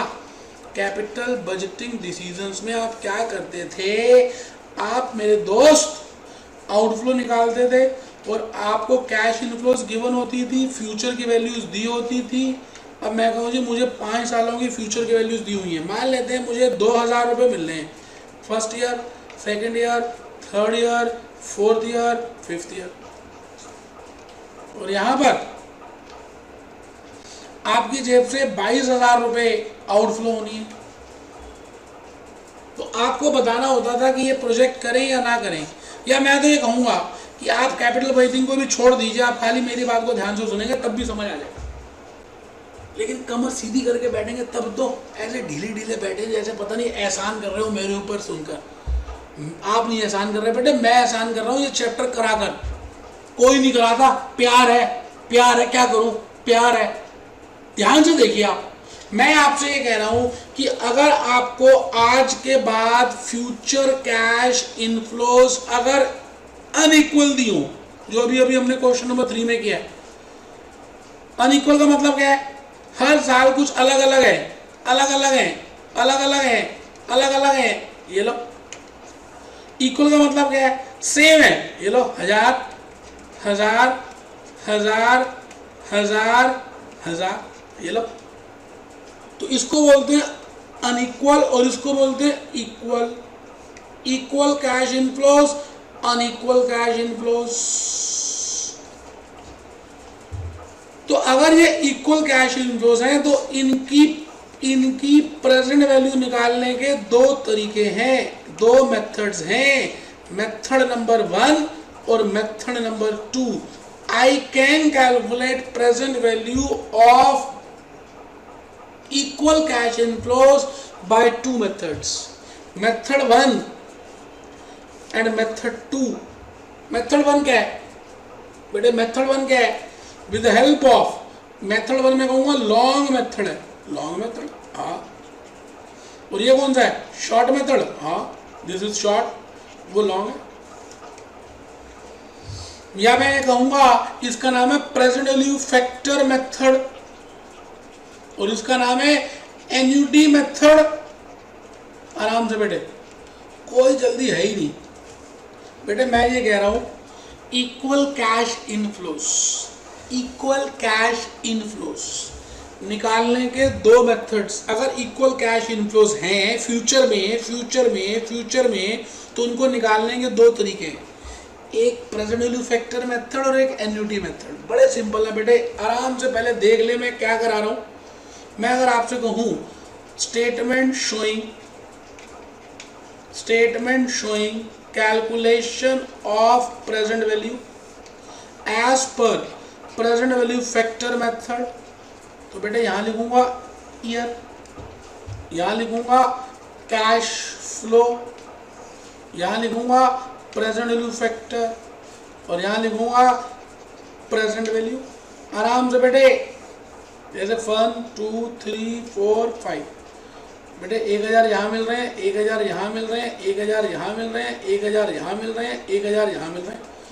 और मैं कहता हूँ कि लेट द इन्फ्लेशन रेट भी 10%। मान लेते हैं एक सेकेंड के लिए इन्फ्लेशन रेट 10% है, तो यहाँ पे क्या करेंगे 1/1.10 raise to power 1, 1/1.10 raise to power 2, 1/1.10 raise to power 3, ऐसे ही तो करेंगे। और इसको लिखेंगे कैसे बेटे, 0.9090, 0.826, 0.751, 0.683, 0.621। बेटे ऐसा है ना, आप 3 डिजिट ले लें तब भी चलेगा। तो अब आप इसको मल्टीप्लाई करें और मेरे को बताएं। आओ बेटे, आओ मल्टीप्लाई करो और बताओ आराम से। 1000 इंटू 0.9090, 909। मैंने क्या किया, 909 जैसे ही किया इक्वल टू नहीं किया, मेमोरी प्लस का बटन दबा दिया। कैसे सुनना, 1000 इंटू 0.909, मेमोरी प्लस का बटन दबा रहा हूं, देखिए ये फिगर आ गई जी 909, तो मैं यहां पे लिख रहा हूं 909। अब ये सारी फिगर्स टोटल होके भी आ जाएंगे ना, इसलिए मैं मेमोरी का फंक्शन यूज कर रहा हूं। 1000 इंटू 0.826 मेमोरी प्लस, तो बेटे 826। 1000 इंटू 0.751 मेमोरी प्लस, तो बेटे 751। 1000 इंटू 0.683 मेमोरी प्लस, तो बेटे 683। 1000 इंटू 0.621 मेमोरी प्लस, तो बेटे 621। तो बेटे मेमोरी रिकोलेक्ट कर लें, एमआर का बटन, ये फिर आगे बेटे 3790। इसको बोलते हैं बेटे प्रेजेंट वैल्यू ऑफ ऑल या total of present value of all future cash inflows. आराम से बेटे, बेटे इतने डिटेल में प्यार से क्यों समझा रहा हूं, क्योंकि मुझे प्यार है, क्या करूं। तो प्लीज आप करें साथ साथ। बेटे मेथड 1 में आ गया ये, अब मैं मेथड 2 बता रहा हूं। तो मैं लिख रहा हूं statement showing present value as per annuity method. बेटे मैं इसको बोलूंगा एन्युटी मेथड, मैं इसका नाम रखूंगा एन्युटी मेथड। तो मैं यहां लिख रहा हूं जी year cash flow present value factor and present values. बेटे मैं अब मैथमेटिक्स यूज करूंगा। आप ध्यान से देखिए, क्या देखेंगे ध्यान से, कि अगर आप ध्यान से देखें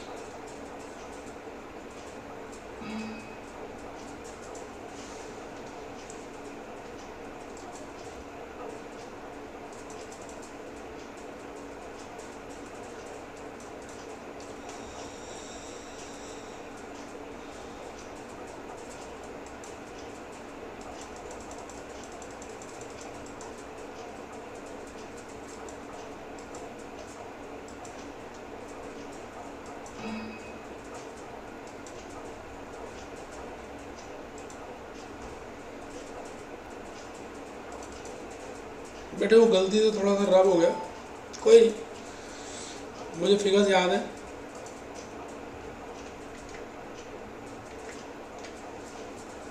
बेटे मैं ये कह रहा हूं कि अगर आप एन्युटी मेथड से देखें तो मैं लिख रहा हूं statement showing calculation of present value, और मैं कहता हूं एन्युटी मेथड।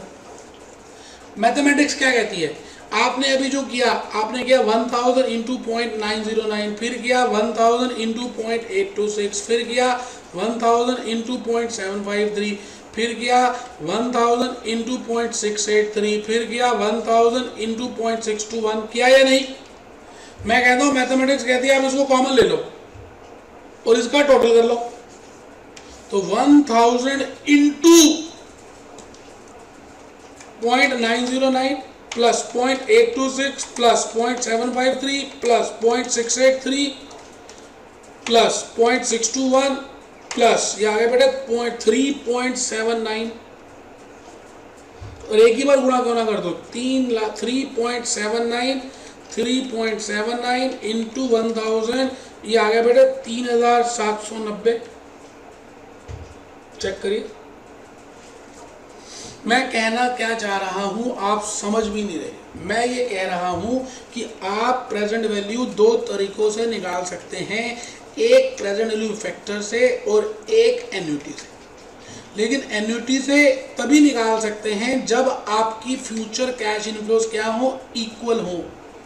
तो हम क्या करेंगे, उस फैक्टर को इस तरह से लिखकर जल्दी से काम हो जाएगा, year cash flow annuity factor और फिर बेटे प्रेजेंट वैल्यू। आप देखिए मैं एक साथ लिख देता हूँ 1 to 5 क्योंकि ये बराबर है, और बेटे 1000 बराबर है। अब इसको एन्युटी फैक्टर को कैसे निकालेंगे, कैलकुलेटर से निकाल सकते हैं, बहुत इजी है। 1 डिवाइडेड बाय 1.10, 5 बार करना है ना, 1 2 3 4 5 बार कर दिया, equal to equal to equal to equal to grand total press कर दिया, ये आ गया जी 3.79। मुश्किल है ही नहीं, आपके मन का वहम है जी मुश्किल दो, और कुछ भी मुश्किल नहीं है। Total of present value of cash inflows 3,790 रुपए बेटे आपके सामने आ गया। तो 3,790 rupees is total of present value of cash inflows. समझ गए? तो बेटे इसको बोलते हैं एन्युटी फैक्टर। तो यहां से हमारे को बात समझ आई एन्युटी फैक्टर की। तो बेटे मैंने अब आपको इस समय तक क्वेश्चन नंबर 4 भी बता दिया है। आइए जरा 4 कर लें, क्वेश्चन नंबर 4 कर लेते हैं बेटे। 4th, 5th और 6th बस 2-3 बातें करके आज की क्लास यहीं पे कंप्लीट करेंगे। आइए 4th कर लें। तो मैं लिख रहा हूं जी नोट नंबर 1, एज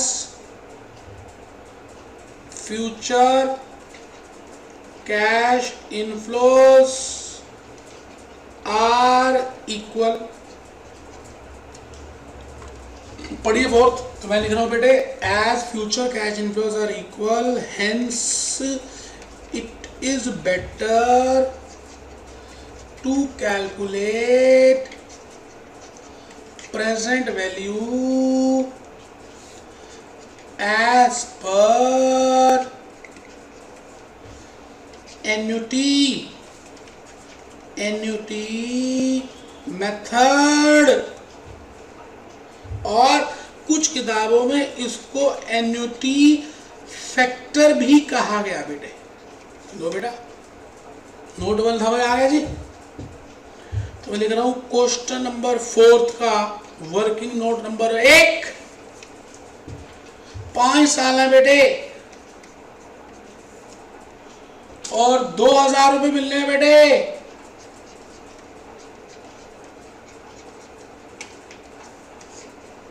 यहां की वैल्यू निकालनी है। तो मैं लिख रहा हूं ईयर 1 से 5, cash flow present value slash annuity factor present value. बेटे आराम से निकाल सकते हैं। 8% में 1 डिवाइडेड बाय 1.08, 1 2 3 4 5 ग्रैंड टोटल आ गया बेटा 3.99। देख लो 2 इंटू 2000 7985 बेटे यही आंसर है। तो यहाँ लिख रहा हूँ total of present value of future cash inflows 7,985 7,985। चलिए जी इसका कंसेप्ट एक लिख लें और फिर कहानी किस्मत की आगे चलेगी।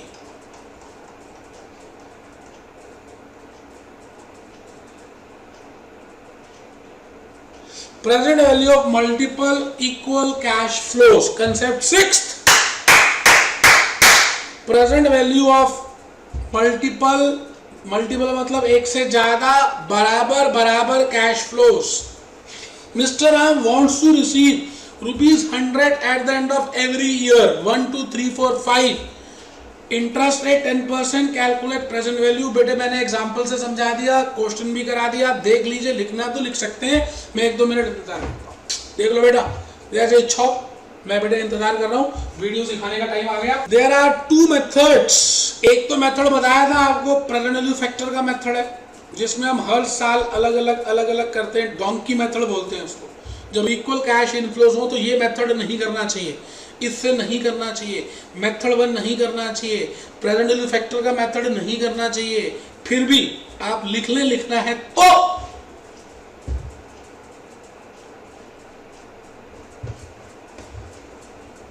लिख लो बेटे, लिख लो, खाली मत बैठो। टाइम वेस्ट खाली बैठ के करते हो, लिख नहीं सकते। लिखोगे तो कुछ दिमाग में जाएगा। मैं तो जान के बोलता हूँ लिखना तो लिख लो। चेक करता हूँ आप लिखते हो नहीं लिखते। 99% बच्चे नहीं लिखते, थप्पड़ मारूंगा खींच के। लिखना है, सब लिखना है। समझ नहीं आ रही? Method 2, with the help of annuity factors, with the help of annuity factors, बेटे एन्युटी फैक्टर्स की मदद से भी कर सकते हैं। लिखो, बड़ी मेहनत से बनाई है स्लाइड्स, चैप्टर कोई नहीं कराता, या तो स्लाइड्स बनाकर समझाने की कोशिश कर रहा हूं, यूट्यूब में वीडियोस अपलोड कर रहा हूं कि आपका भला हो, present value, time value of money आपको समझ आए। With the help of annuity factors,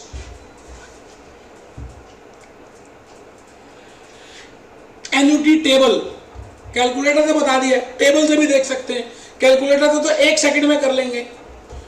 अब एक बच्चा कह रहा है जी अगर हमने वो 5 बार करना है, मैं हमारा गलती से उंगली जल्दी ज्यादा प्रेस हो गई, नहीं, कोई नहीं सकती। आप देखो यहाँ 0 करो, पहले ऊपर 0 कर दिया, मेमोरी क्लियर करो, मेमोरी क्लियर करा, ये बटन दबाया, MRC, मेमोरी क्लियर कर दिया, यहाँ 0 आ गया, ये देखो। अब 1 डिवाइडेड बाय 1.10, अब देखो जी मैंने किया है 1 डिवाइडेड बाय 1.10, तो यहां पर आ गया 2, मतलब आपने 2 बार पॉइंट्स दबा चुके, यहाँ 2 आया। अब मुझे 5 बार करना है, तो यहां जब 7 आएगा तो छोड़ देना, आगे बंद करके कर रहा हूं, देखो 1 2 3 4 5, अब यहाँ 7 आ गया, यहाँ 7 आ गया, 7 आ गया, देखो 7 आ गया, 7 आ गया। अब कर दो ग्रैंड टोटल, आ गया 3.7, मुश्किल है ही नहीं। चलो जी आगे, कंसेप्ट नंबर 7, 6 कर लिया था, अभी 7 लिख लें, फिर मैं आपको इसके बारे में आज ही बताने वाला हूं।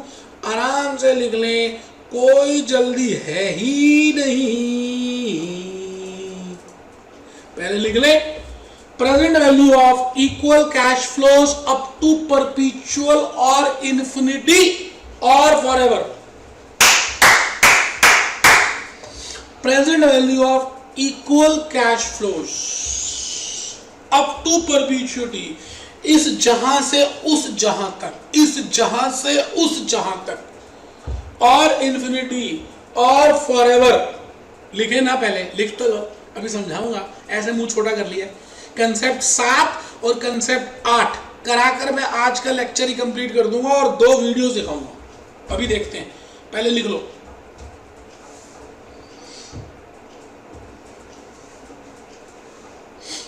Present value of equal cash flows up to perpetual और इन्फिनिटी और forever. We will use the concept of infinite geometric progression series.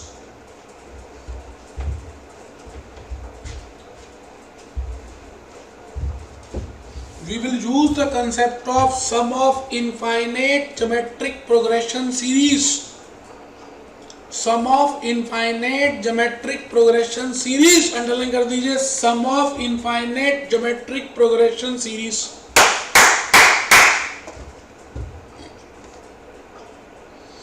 Formula क्या होता है? First term upon 1 minus common ratio. पता नहीं क्या होता, क्या है, जर्मन लैंग्वेज है जी, लिख लो पहले।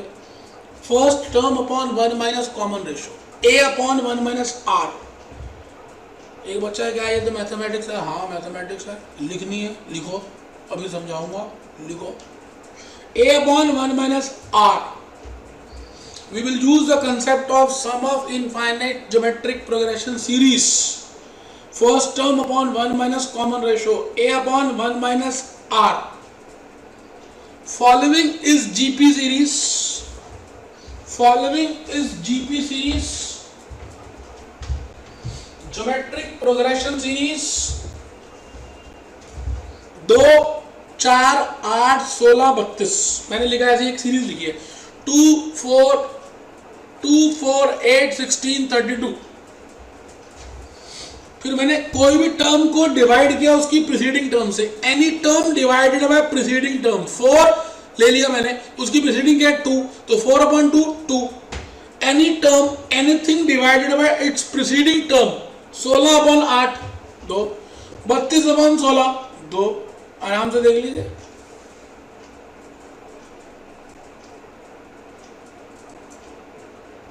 32/16 2, 8/4 2। इसका मतलब इस सीरीज में 2 बराबर है कॉमन रेशो। एग्जाम्पल लिखिए।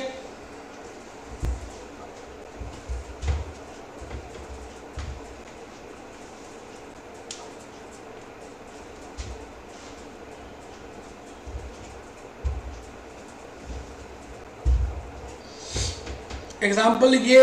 Year 1 2 3 4 5 infinity, cash flows 100 100 100 100 100 infinity तक 100, इंफिनिटी तक 100 मिलेंगे, इस जहां से उस जहां तक, इनफाइनेट। तो इसको निकालने के लिए हम एक फॉर्मूला लगाएंगे, अभी लिख ले। ये कंसेप्ट तो पूरा लिखे, ऐसे मुंह छोटा करके बैठ जाते हो कि समझ नहीं आ रहा, समझ नहीं आ रहा, समझाऊंगा ना। लिख तो लो पहले, ये तो लिख तो लो कॉन्सेप्ट, पागल बनाया हुआ है। If the rate of interest is 10%, present value is equal to 100/1 plus 0.10 raised to power 1, raised to power 1 नहीं लिख लो, plus 100/1 plus 0.10 raised to power 2 is equal to 100/0.10 is equal to ₹1000। Answer आ गया 1000। कैसे आया अभी समझा रहा हूं।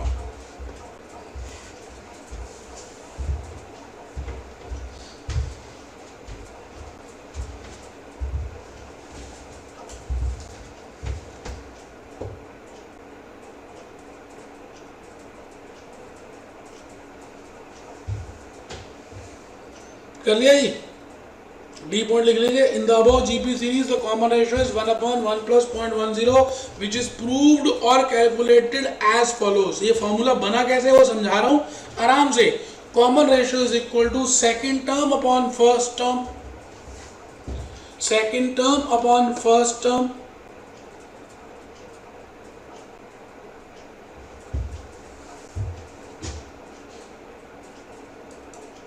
Succeeding term upon preceding term, मतलब any term upon preceding term, ऐसा समझ लीजिए। सक्सीडिंग कैसे आई अभी देख ले, मैंने लिख दिया 100/1 plus 0.10 raised to power 2। मैंने कहा था ना यहाँ पे आप raised to power 2 करो, यहाँ बोला था ना इधर 2 करो, इधर 1 लिखो, इधर 1 इधर 2, बोला था या नहीं। तो ये आ गई सक्सीडिंग टर्म और ये हो गई इसकी प्रीसीडिंग टर्म। तो सक्सीडिंग को अगर आप भाग करोगे उसकी प्रीसीडिंग से तो फिर क्या होगा, कॉमन टर्म क्या बचेगी, कॉमन रेशो, वही बता रहा हूं। ये बची 1/1 plus 0.10, मैंने प्रूव कर दिया। सक्सीडिंग टर्म को प्रीसीडिंग टर्म से भाग कर दो। 100/1 plus 0.10 raised to power 2 को 100/1 plus 0.10 raised to power 1 से भाग कर दो। तो बेटे आपके सामने बचेगी 1/1 plus 0.10, ये कॉमन रेशो बच गई। लिख लें।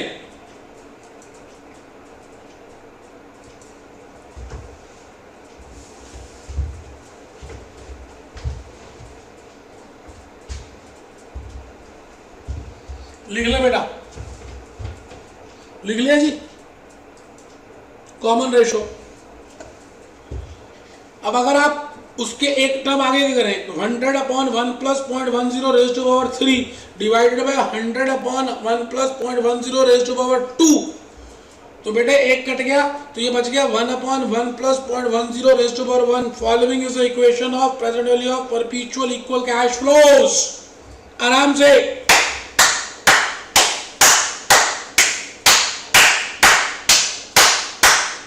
ई पॉइंट जरूर लिखना है, फिर मैं बोलना जाती, मैं समझाती कि ये फॉर्मूला कैसे बनती और पेपर में कैसे करती, अभी लिखती। बाकी टीचर नहीं बताती, मैं प्यार करती इसलिए ये समझाती। Following is the equation of present value of perpetual cash flows. Perpetual annual cash flow upon rate, ये लिख दिया जी, ये लिख दिया। अब नहीं, अब नहीं मेरे बेटे, आराम से आराम से।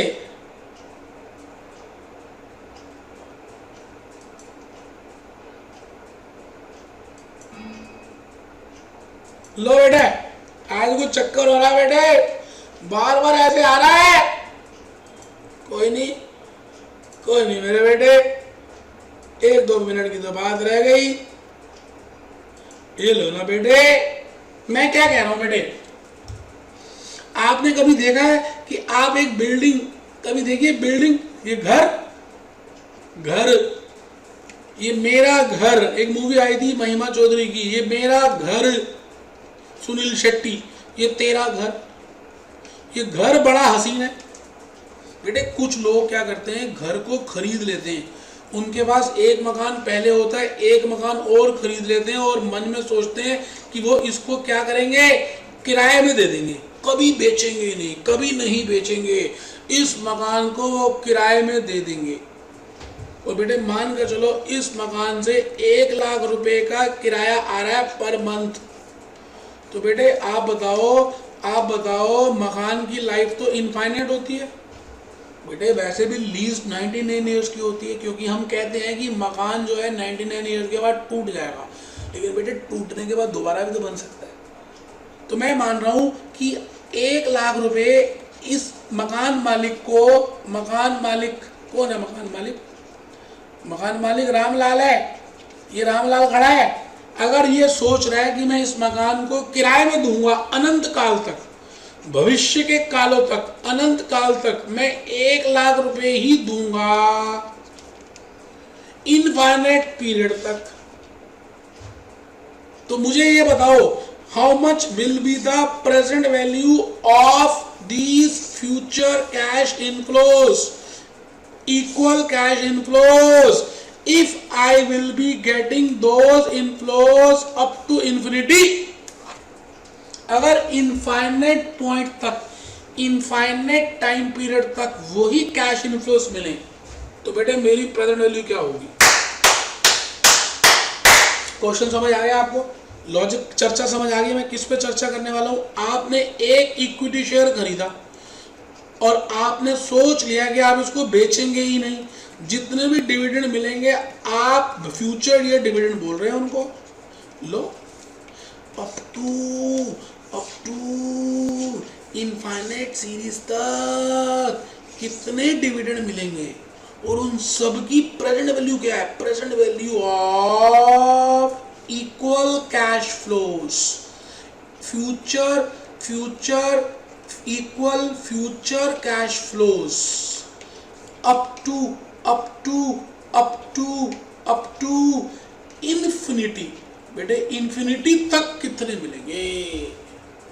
अगर इंफिनिटी तक इक्वल मिले तो आज उसकी वैल्यू कितनी होगी, उसके लिए ये कंसेप्ट कर रहे हैं। तो बेटे मैं एक बात कहूंगा, जब भी कुछ इनफाइनाइट आता है ना, तो इन्फिनिटी का मतलब क्या होता है बेटे, जिसको हम कैलकुलेट ही नहीं कर सकते। तो बेटे वहां पर कंसेप्ट आता है GP series, geometric progression series. तो यहां पर हम एक कंसेप्ट यूज करेंगे जो आपने 6-7 क्लास में किया था, total of GP series, geometric progression series up to infinity, infinity तक। अगर आपको एक टर्म दियो, सीरीज दियो, तो उसका टोटल कैसे कर सकते हैं। तो पहली बात तो हमें ये समझना है कि व्हाट इज जीपी सीरीज। एक बच्चा कहता है जी मैथमेटिक्स तो हमने छोड़ ही दिया था, हमारा हाथ ही तंग है। हाँ मुझे पता है बेटे आपका हाथ तंग है। एक बच्चा कहता है मास्टर ऐसी तो लॉजिक बता रहे, हमने तो फॉर्मूला कर लिया। बेटे मुझे पता है कुछ आप में से टट्टू रोता हो, रटते हो बेटे, लेकिन मेरा धर्म क्या है मेरा धर्म। बेटे मेरा धर्म है कि मैं आपको जी जान से आखिरी दम तक समझाऊं, उसके बाद आपकी मर्जी है बेटे, आप उसको कंसेप्ट को समझो या लॉजिक बिना समझ के फॉर्मूला रट लो, बेटे वो आप हो, मैं नहीं हूं बेटे, मैं नहीं कर सकता ये। हाँ बता रहा हूं। तो पहली चीज आपको पता होनी चाहिए what is geometric progression and what is geometric progression series up to infinity and how to calculate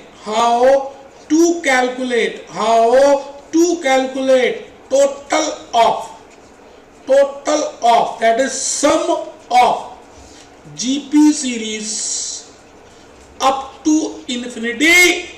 इसका टोटल निकालेंगे कैसे, ये भी पता होना चाहिए। तो बेटा 3 बातें अगर आपको पता होंगी तो आप आराम से काम कर सकते हैं। ईमानदारी से देखिए मैं क्या बोलता हूं। मैं ये कहता हूं अगर मैं कोई टर्म आपको दे दूं 2, 4, 8, 16, 32, 64, 64, 64, 128 और ये जा रही है इन्फिनिटी तक। तो बेटे पहली बात तो मैं कहूँगा ये सीरीज है, सीरीज ऑफ नंबर्स है। बेटे सीरीज ऑफ नंबर्स जो होते हैं या तो वो एपी सीरीज में हो सकते हैं या जीपी में भी हो सकते हैं या विदाउट एनी सीरीज भी हो सकते हैं, विदाउट एनी सीरीज भी हो सकते हैं। तीन ही तरह की सीरीज होती है। एपी सीरीज क्या होती है? जैसे मैं लिखूं 2, 4, 6, 8, 10, 12। बेटे ये देखो ध्यान से, ये एपी सीरीज है और ये ध्यान से देखो जीपी सीरीज है। ज्योमेट्रिक प्रोग्रेशन में मल्टीप्लायर इफेक्ट होते हैं बेटे। 2 into 2, 4 into 2, 8 into 2, 16 into 2, 32 into 2, 64 into 2। देखो ध्यान से, यहाँ पे क्या है? 2 + 2, 4 + 2, 6 + 2, 8 + 2, 10 + 2। देख लीजिए। अरिथमेटिक में सब ऐड से रिलेट हो रहे होते हैं, ज्योमेट्रिक प्रोग्रेशन में मल्टीप्लाई होकर हो रहे होते हैं। आप मेरी बात समझ पा रहे हैं या नहीं समझ पा रहे? तो मैं आपसे यही कहने जा रहा हूं। मैं क्या कहने जा रहा हूं? मैं आपसे ये कह रहा हूं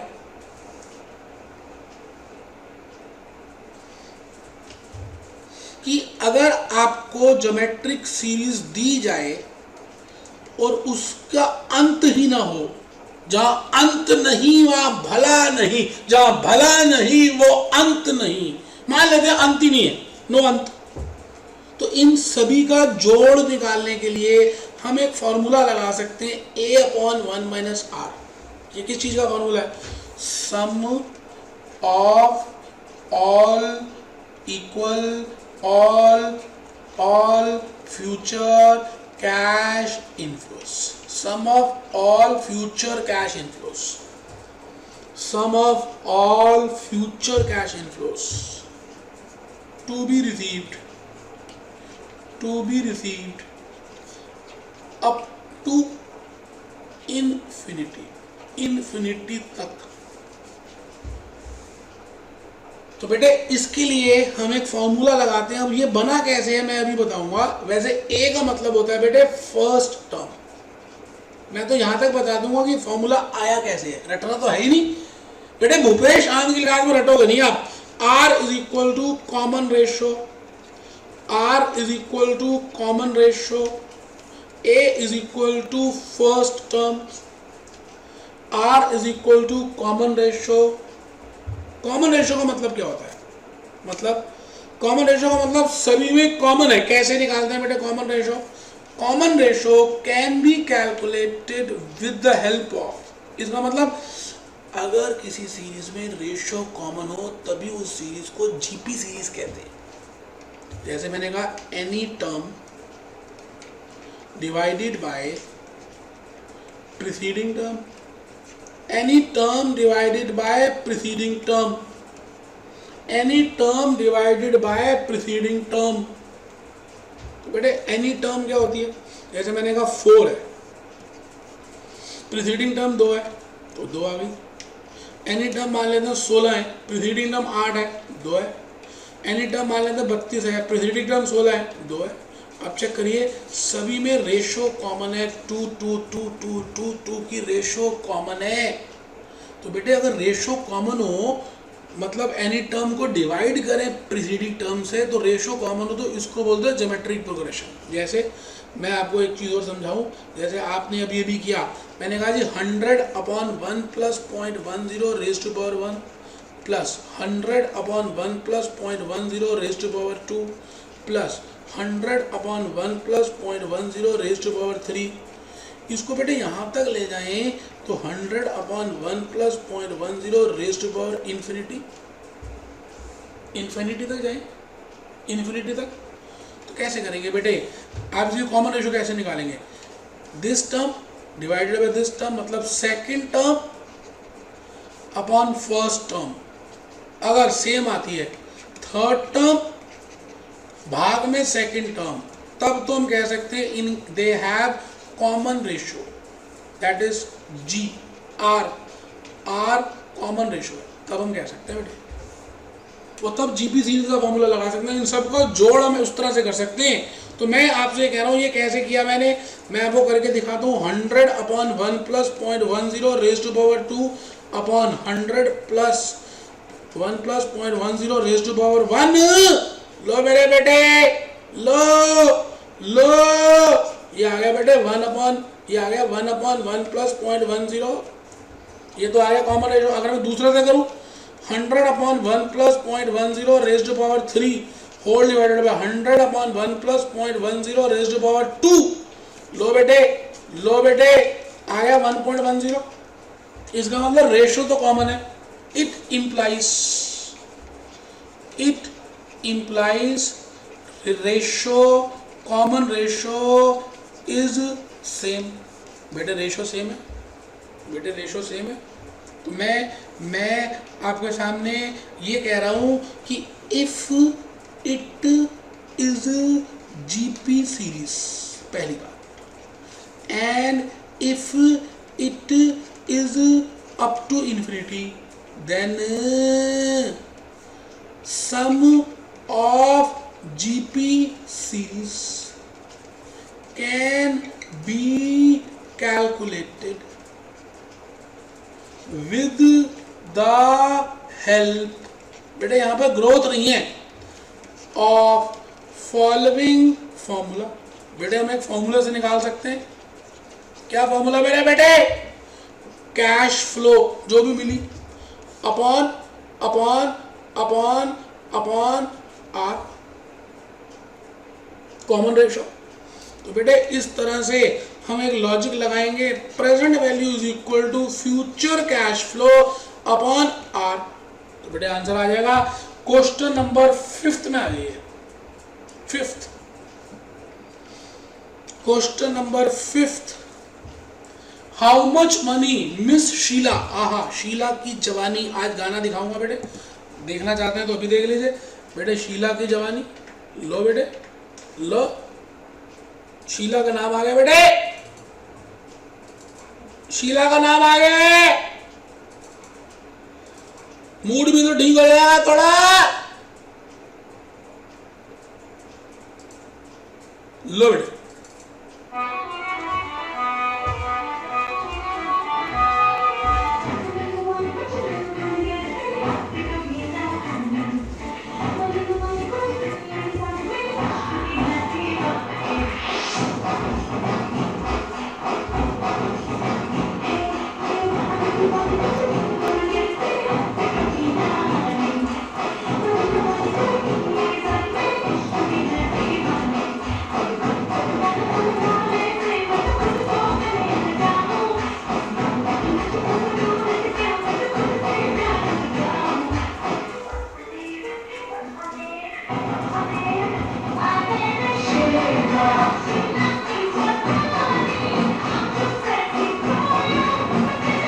देख लो बेटे, मैंने दिखा दिया। बेटे मैं तो ये कहता हूं कि आपको, मेरे को, मेरा उद्देश्य है कि किसी भी तरह से समझाऊंगा। अब बात समझ रहे हैं? अब एक वीडियो और देख लीजिए, छोटा सा, पढ़ाई से रिलेटेड है। नहीं सर दूसरा देखा, नहीं ये देखा वो देखा बोलते रहते हो।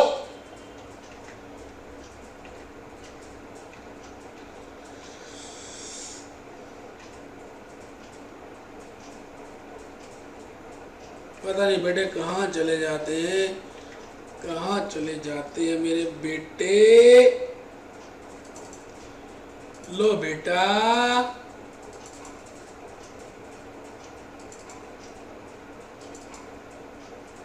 लो बेटे,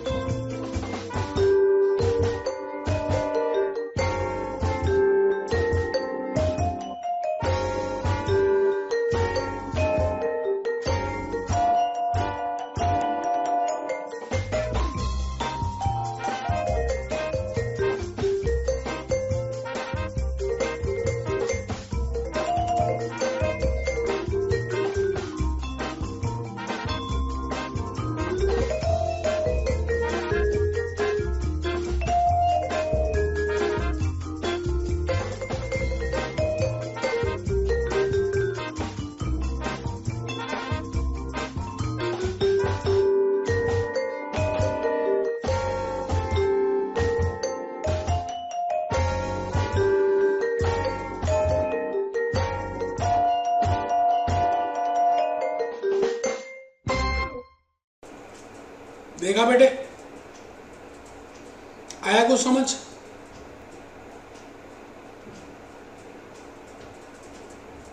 बेटे इन्फ्लेशन देखिए जिम्बाब्वे में कितना है, मैं भी आपको वीडियो दिखाऊंगा। जिम्बाब्वे के अंदर बड़ी जबरदस्त महंगाई है बेटे, बहुत महंगाई है। इन्फ्लेशन कितने तरह के होते हैं वो सब आपने देखा हुआ है। इन्फ्लेशन क्या होते हैं, कैसे निकालते हैं, मेथड्स क्या है, ईयर वाइज इंडिया की इन्फ्लेशन कितनी है, मिनिस्ट्री क्या कहती है, होलसेल प्राइस इंडेक्स क्या कहते हैं, सीपीआई क्या कहता है, कंज्यूमर प्राइस इंडेक्स क्या बोलते हैं, महंगाई बढ़ती जा रही है, इंडिया और चाइना में कितनी महंगाई है। बेटे ये सारी बातें हम समझेंगे इकोनॉमिक्स में, हमें यहाँ नहीं समझनी। तो फिर क्यों बता रहा हूँ, मैंने तो खाली एक आइडिया देना था कि हम एक्चुअली में क्या करने वाले हैं। ठीक है जी, तो ये देखिए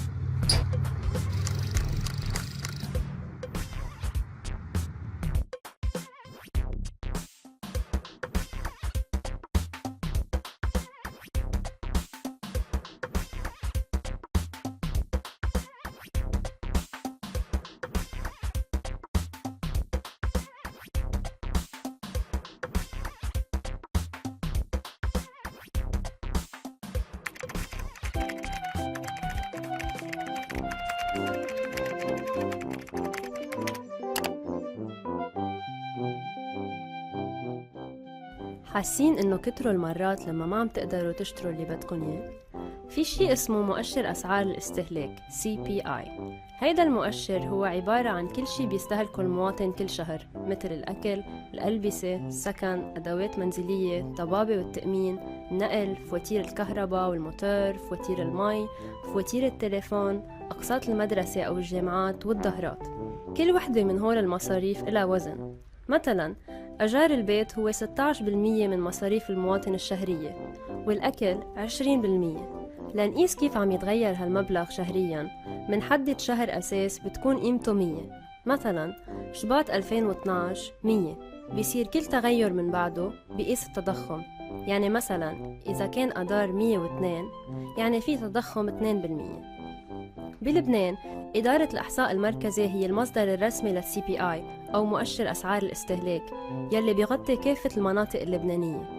وبالقطاع الخاص مركز البحوث والاستشارات بيصدر مؤشر أسعار لبيروت وضواحيها، وغرفة الزراعة والصناعة والتجارة كانت تصدر مؤشر توقف سنة 2009.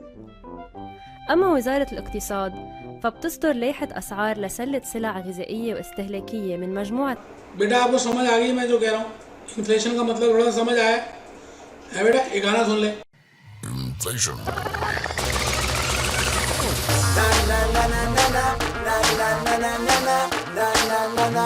Keep on walking, keep on running. She's a nine. She's a nine.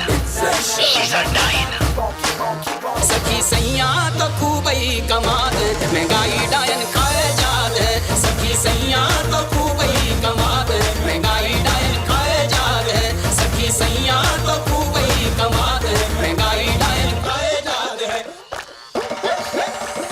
हर महीना उछले पेट्रोल डीजल का भी बढ़ गया मोल, शक्कर भाई के काहे बोल। हर महीना उछले पेट्रोल डीजल का भी बढ़ गया मोल, शक्कर भाई के काहे बोल। बासमती धान मरी जात है, महंगाई डायन खाए जात है। सखी सैया तो खूबई कमात है, महंगाई डायन खाए जात है। सखी सैया तो खूबई कमात है, महंगाई डायन खाए जात है। Government takes your money, recession it ain't funny. Can't go shopping, honey. Keep on working, keep on running. Government takes your money, recession it ain't funny. You can't go shopping, honey. Keep on working, keep on running. Soybean तो है बेहाल, गर्मी में पिचके हैं गाल, झड़ गए पत्ते पक गए बाल। सोयाबीन तो है बेहाल, गर्मी में पिचके हैं गाल, झड़ गए पत्ते पक गए बाल।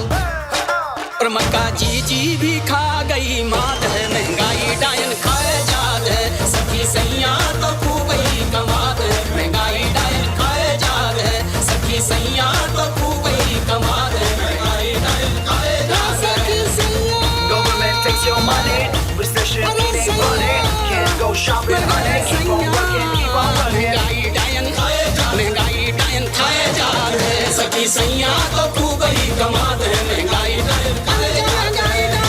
Government takes your money, recession it ain't funny.